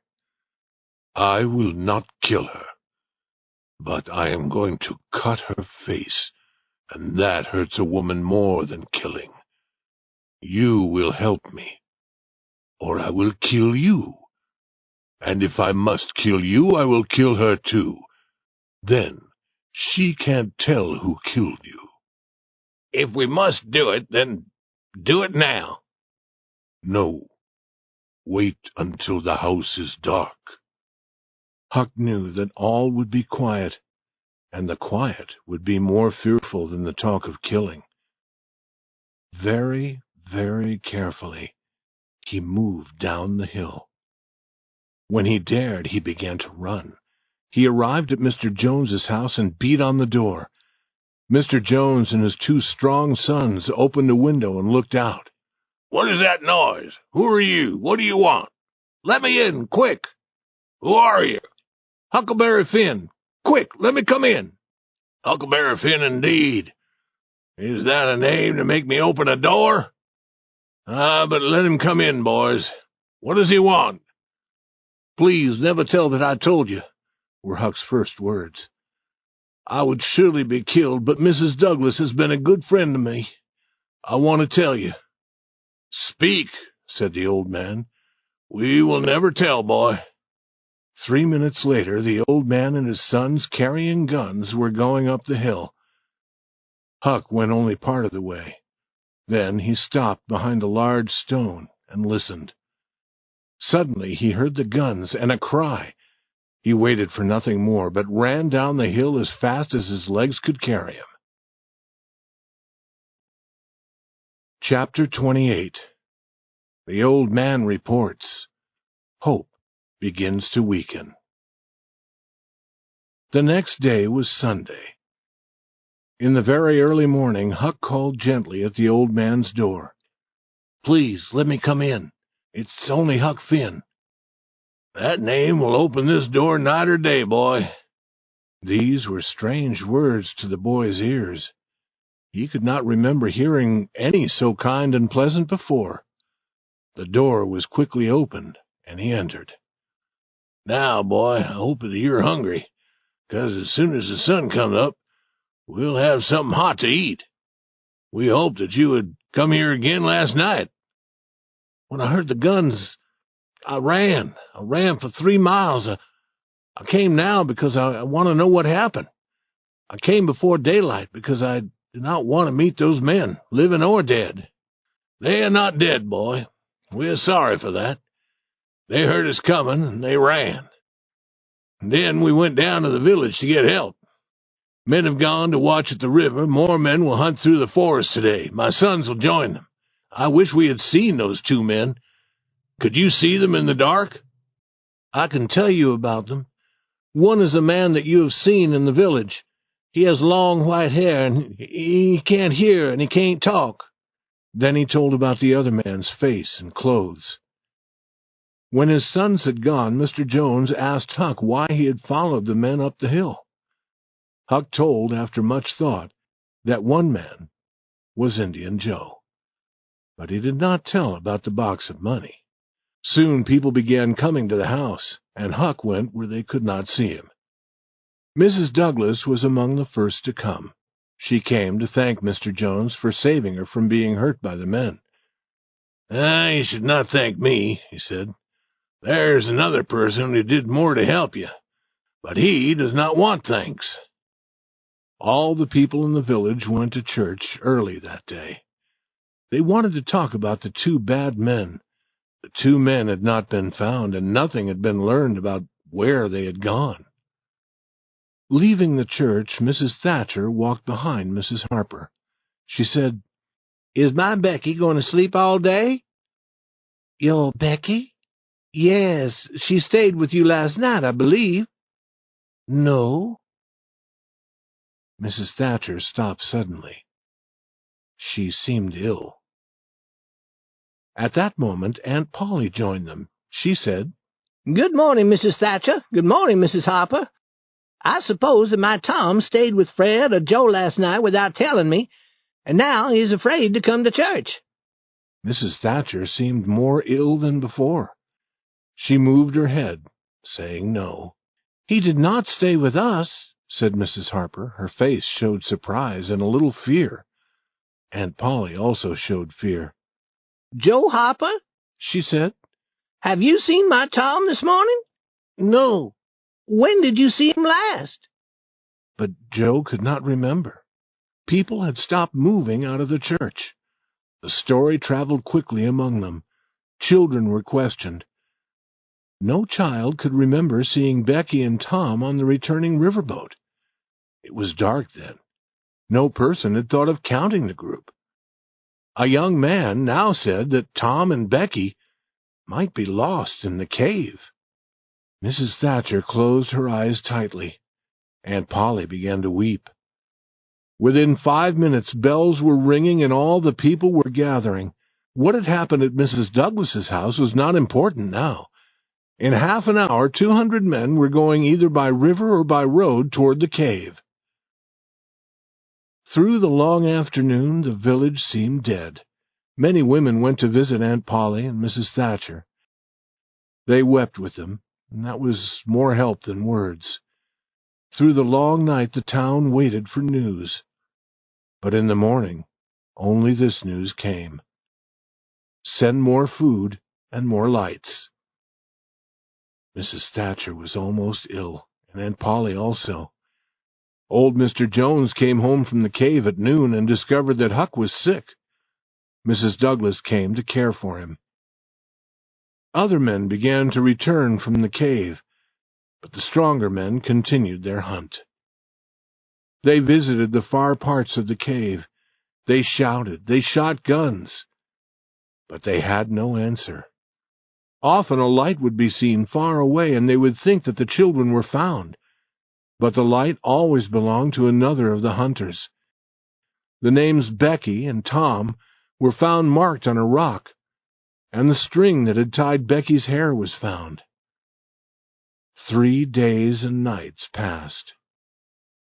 Huck asked about Tom Sawyer. Mrs. Douglas said, "Quiet, child, you must not talk. You are very sick." She began to weep. There were not many now with enough hope or strength to continue hunting for Tom Sawyer. Chapter 29. Lost in the Cave. Found but not saved. Tom and Becky had started through the branching cave with the other children. Then they had had enough of the games with the others. They had walked farther, talking and reading the writing on the walls. People had put their names there. Tom and Becky also put their names on the wall. They came to a place where a small stream of water fell over the rocks. Tom went behind the waterfall to let his light shine through for Becky's pleasure. Behind this waterfall, Tom found an opening leading down, and he wanted to discover where this branch of the cave went. He made a mark on the wall to guide their return and started down, with Becky following. They continued farther and farther, making marks where they turned into a new branch, and discovering many wonderful new parts of the cave. One great room was full of hundreds of bats, which were hanging asleep on the walls. When the children entered, the bats came flying at the lights, and the children ran. They came to a dark lake and sat down at the edge. Now, for the first time, they felt the deep quiet of the place. Becky said, "It is a very long time since I heard the others." "Becky, we are far below them, and far north or south or east or west. We can't hear them here." Becky was afraid. "We should return. Can you find the way, Tom?" "I think that I can. But there are those bats. A different way would be better." "We must not get lost. It would be fearful." They started, but every turn now seemed strange. Becky's tears began to fall. They stopped. Tom shouted. The answer was a deep quiet. It increased Becky's fear, and Tom began now to feel afraid. Becky said, "We must return to the lake, and then go through the room full of bats. It would be better than being lost." But Tom said, "Becky, I've been a fool." He had not remembered to make any marks. He had not expected to return to the lake. Tom, we are lost. We are lost. We never can get out of this fearful place. Oh, why did we leave the others?" She dropped to the ground and wept so loudly that Tom feared that she might die. He sat down beside her and put his arms around her. He said that he was sorry. He said that he should never have brought her so far into the cave. Then she said that she also had been wrong. They had both been wrong to come so far. They started to walk again. Each had a light. Now they decided to use only one light and save the other. They walked until they could go no further without resting. They talked of home and their friends and their beds. And they talked of sunlight. Becky's tears started again. And then she was asleep. Tom watched her. Slowly, her face grew peaceful. And then he felt some peace. She opened her eyes, laughing, but suddenly the laugh ended. "Oh, I wish that I had never opened my eyes again. Oh, Tom, do not look at me like that. I shall not say that again." "We are going to find the way," Tom said. "We are going to try." They rose and started to walk, hand in hand, and without hope. Tom said that they must go quietly and listen for falling water. They found it, and sat down to rest again. Becky said, "Tom, I'm very hungry." Tom had saved a piece of the picnic cake. He took it from his pocket and divided it. They had cold water to drink. After eating and drinking, Becky was ready to move again. But Tom said, "Becky, I must tell you, our light is almost finished. We must stay here, where there is water." Again Becky wept. Then a new thought came to her. "Tom, they will hunt for us. Perhaps they are hunting for us now. When would they discover that we were not with the others? On the boat?" "It'll be dark on the boat, but your mother will know that you have not come home." Now Tom learned that Mrs. Thatcher did not expect Becky to return home that night. Then their last light failed and darkness was complete. Becky wept a long time in Tom's arms. Neither knew how long she wept. Then both opened their eyes in the darkness and knew that they had been sleeping. Again, they did not know how much time had passed. Tom said that it might be Sunday. It might be a day later. But Becky would not talk. Her hopes were gone. The hours passed. They were hungry again. Tom had saved most of his share of the cake. He divided it. Then they heard a sound like a distant shout. Tom answered. It came again, They started moving carefully towards it, but they arrived at an edge of rock where the floor fell away. They could go no further. They listened. The distant shout was now more distant, and then they did not hear it again. They returned to the place where they had water to drink. Time passed. After sleeping again, when they opened their eyes, they thought that another day must have passed. They were very hungry. Now Tom had a new idea. The cave had many small branches near them. Tom decided to learn about them. That would be better than sitting and doing nothing. He had some string in his pocket. He tied an end of this to a rock near the little waterfall. Then he and Becky started to walk carefully away. They let the string fall behind them. It would be a guide for their return. After 20 steps, they came to a hole in the rock floor. Tom went down on his knees and felt below. Then he put his hands and his head as far as possible around the corner to look. At that moment, a human hand holding a light appeared from a rock not far away. Tom shouted. At once a body followed the hand. It was Indian Joe. Tom could not move because of fear. He was deeply thankful to see Indian Joe run away. He did not tell Becky what he had seen or why he had shouted. They returned to the waterfall. But after another long wait and another sleep, Tom decided to try moving again. They were very hungry now. He thought that perhaps a week had passed. Becky was not strong enough to go with him. She asked him to return often. She also asked him to return when all hope was gone and to hold her hand until she died. Tom promised. He kissed her. Then, with the string in his hand, he started on his hands and knees through one of the openings in the rock. He was sick with fear, and he had no hope.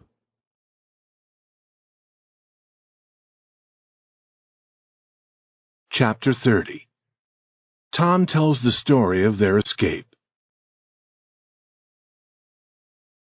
Sunday, and 2 more days had passed. Few of the men continued their hunt in the cave. Most of the people believed that the children could never be found. Mrs. Thatcher was very ill. Aunt Polly's hair had changed from gray to white. Then, in the middle of the night, the village bells began to ring. In a moment, the streets were filled with people shouting, "They are found! They are found! They are found!"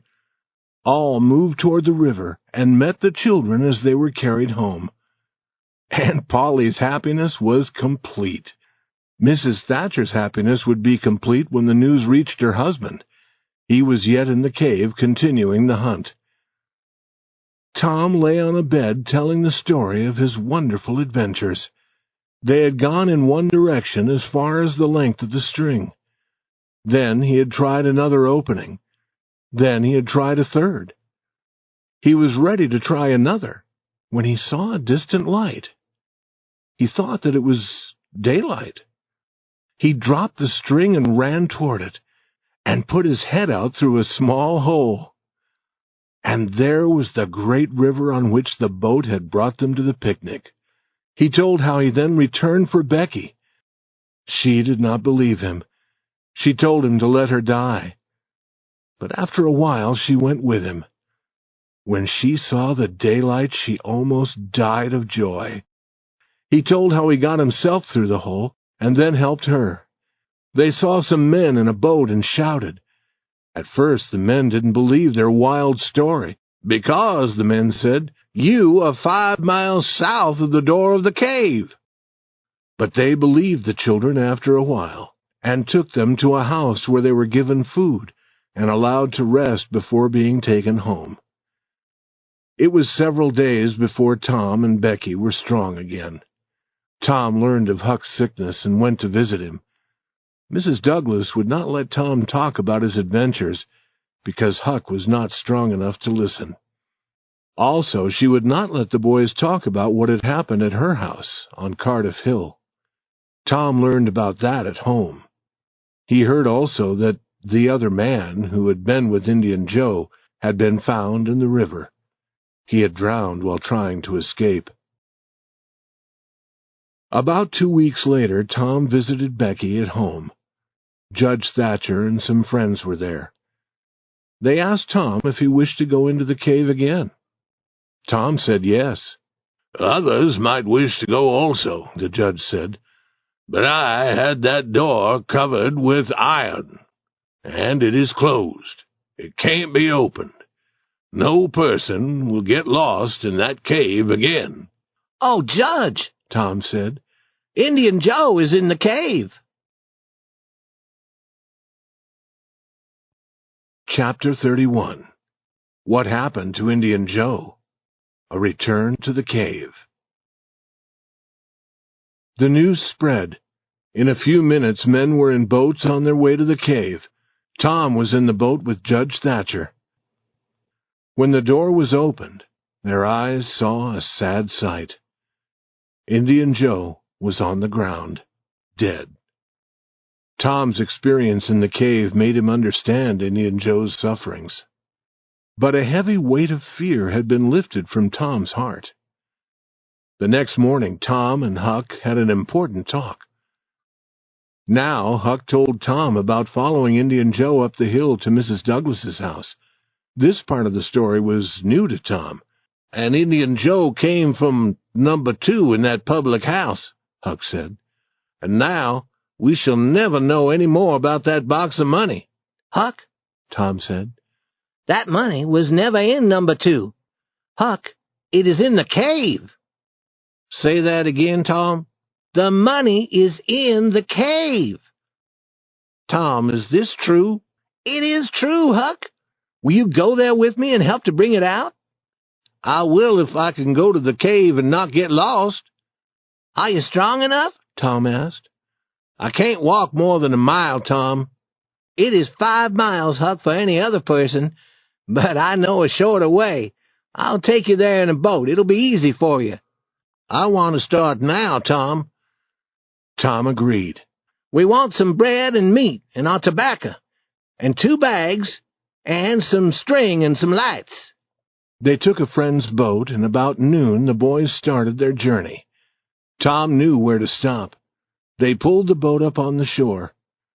"Huck, the hole is near. Try to find it." Huck tried and found nothing. Then Tom proudly took him among the trees and said, "Here it is." The boys entered the hole. Tom was leading. They tied their string to a rock to guide their return.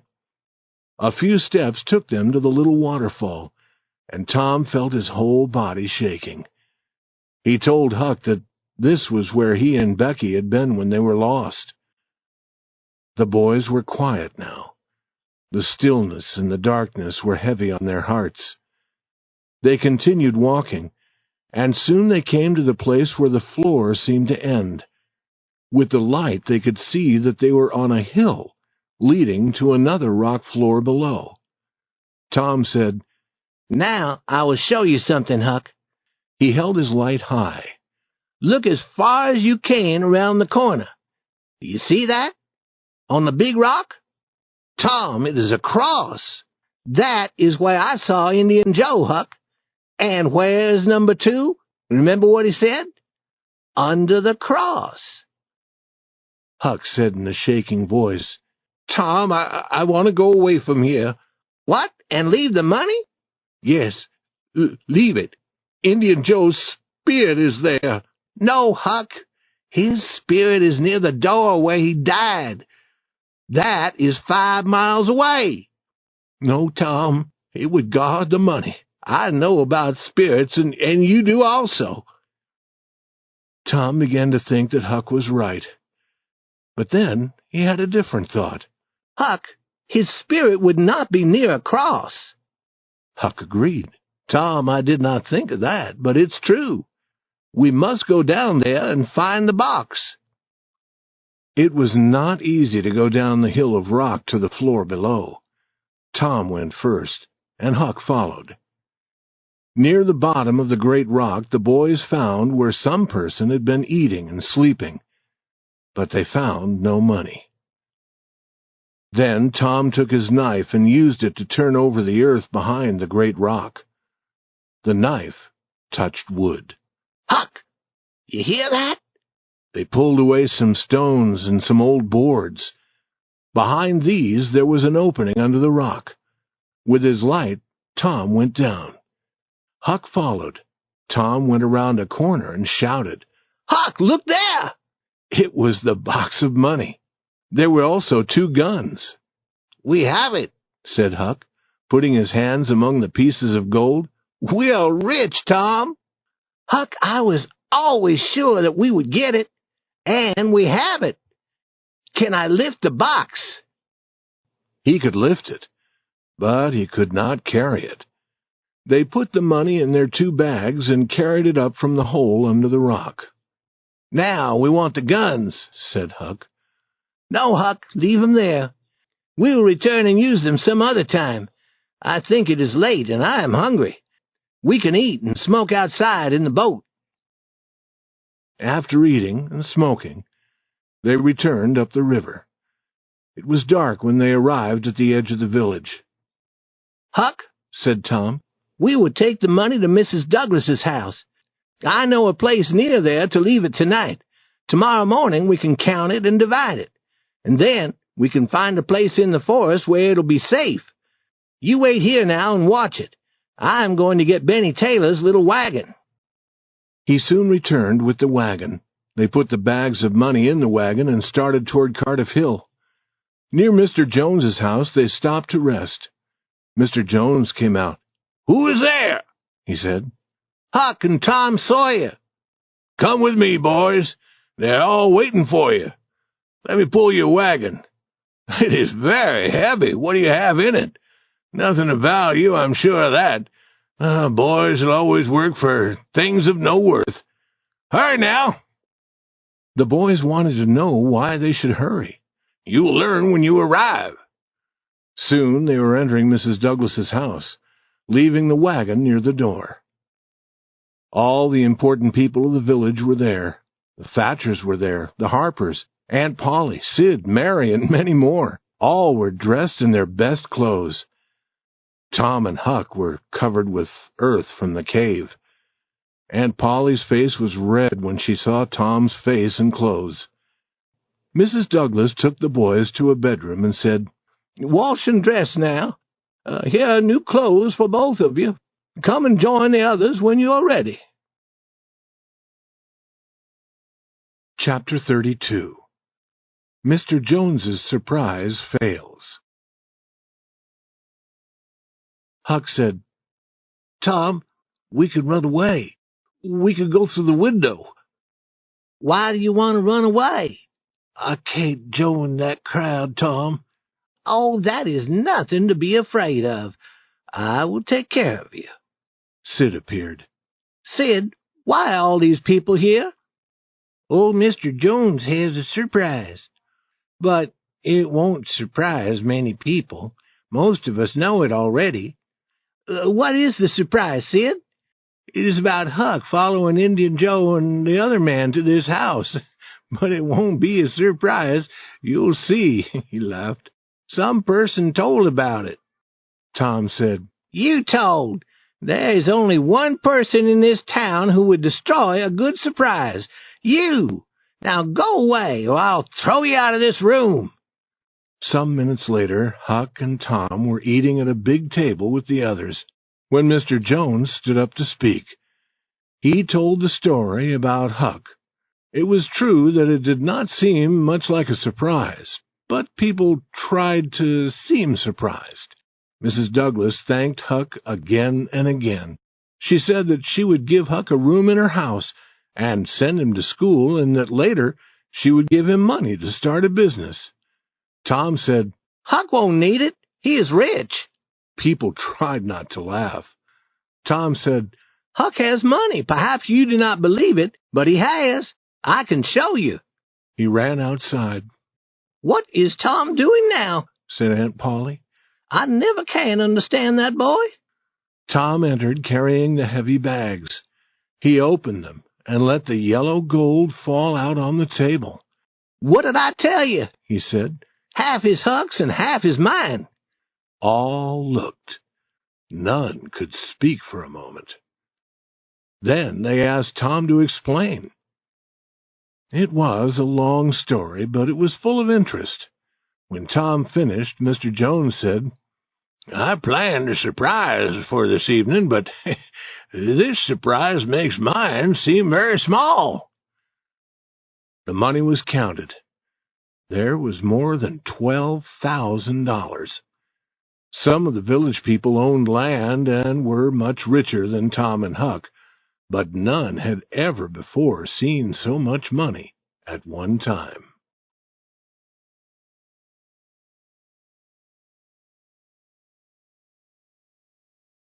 Chapter 33. New Adventures Planned. Tom and Huck's money was a great wonder in the poor little village. You may be sure of that. It was not easy to believe that the money was real. People talked and talked about it. People went hunting for more money. Boys went, and men went also. They hunted in every old lonely house. All watched Tom and Huck and listened to them. Every word they spoke had become important. The village newspaper had a story about them. Mrs. Douglas put Huck's money in a bank. Judge Thatcher did the same with Tom's. Each boy had money to spend now. He had almost $1 for every day of the year. In those days, $1.25 a week was enough to buy a boy's food and clothes and to pay for his schooling. Judge Thatcher had a good opinion of Tom. He said that only a very wise boy could have brought Becky out of the cave safely. He expected Tom to become a great man. Huck Finn's life had changed. His sufferings were almost too great for him. Mrs. Douglas had taken him to her home. She kept him clean. He must sleep every night in a clean bed. He must eat like a gentleman. He must go to church. He suffered for 3 weeks, and then the next day he was gone. Mrs. Douglas and all the people in the village tried to find him. They were afraid that he had drowned in the river. Early on the 3rd morning, Tom Sawyer went to an old building outside the village. He found Huck. Huck had been sleeping behind the building. He was lying there now, happily smoking. He was covered with dust, his hair was wild, and he was wearing his old clothes. Tom asked him to go home to Mrs. Douglas. Huck's face became sad. "Do not talk about it, Tom. I tried it. It is not for me. She is good to me and friendly, but I can't live with her. I must get up at the same time every morning. I must wash. I must sleep in the bed. I must wear those good clothes. I can't move in those clothes. I can't sit down. I can't lie down. I can't roll on the ground in them. I must go to church. I must wear shoes on Sunday. We all live like that, Huck.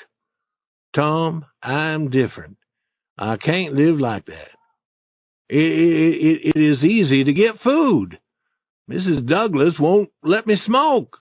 And she prays all the time.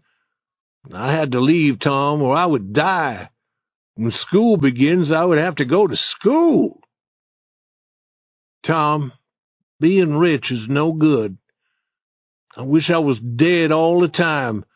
I like these old clothes. I like this place to sleep. This is what I want, Tom. I'll give you my share of the money. You can give me 10 cents when I need it, but not often. I do not like what is easy to get. And you go now and explain to Mrs. Douglas." "Oh, Huck, you know I can't do that. And if you try longer, you will like it." "Like it? Yes, I would like it as I would like a burning coal if I sat on it. No, Tom, I won't be rich, and I won't live in the house. I like the forest and the river and a place like this for sleeping. But now we are rich, and all our games, like being pirates, are destroyed. Listen, Huck, being rich won't change that. Is that true, Tom? It is true. But if you want to join me and the other boys and belong to my club, you must live like us. Tom, is that friendly? I want you to join us, Huck. But all the boys who join Tom Sawyer's club must have good characters. Huck was quiet. There was a battle in his mind. After a while he said, "I will return to Mrs. Douglas's for a month. I will try if you will let me belong to Tom Sawyer's club." I agree, Huck. Come with me now, and I promise to ask Mrs. Douglas to change a little, Huck. Will you, Tom? That is good. When will you start your club? Oh, soon. This evening, perhaps, we can have the first meeting. What will we do at the meeting? Well, we will promise always to help others, and promise never to tell what we plan to do, and promise to kill any person who hurts one of us. I like that, Tom. I like it. And we must make those promises in the middle of the night in a lonely place, and sign with blood. This is better than being a pirate, Tom. I will stay with Mrs. Douglas, and we will have adventures that will make the whole village talk about us. And then Mrs. Douglas will be proud because she took me into her home. A few words to end. So ends this story. Because it is the history of a boy, it must stop here. It could not go much further without becoming the history of a man. Most of the people in this book are living yet, and are happy. Perhaps someday the story will be continued. Therefore, it will be wise to tell no more now.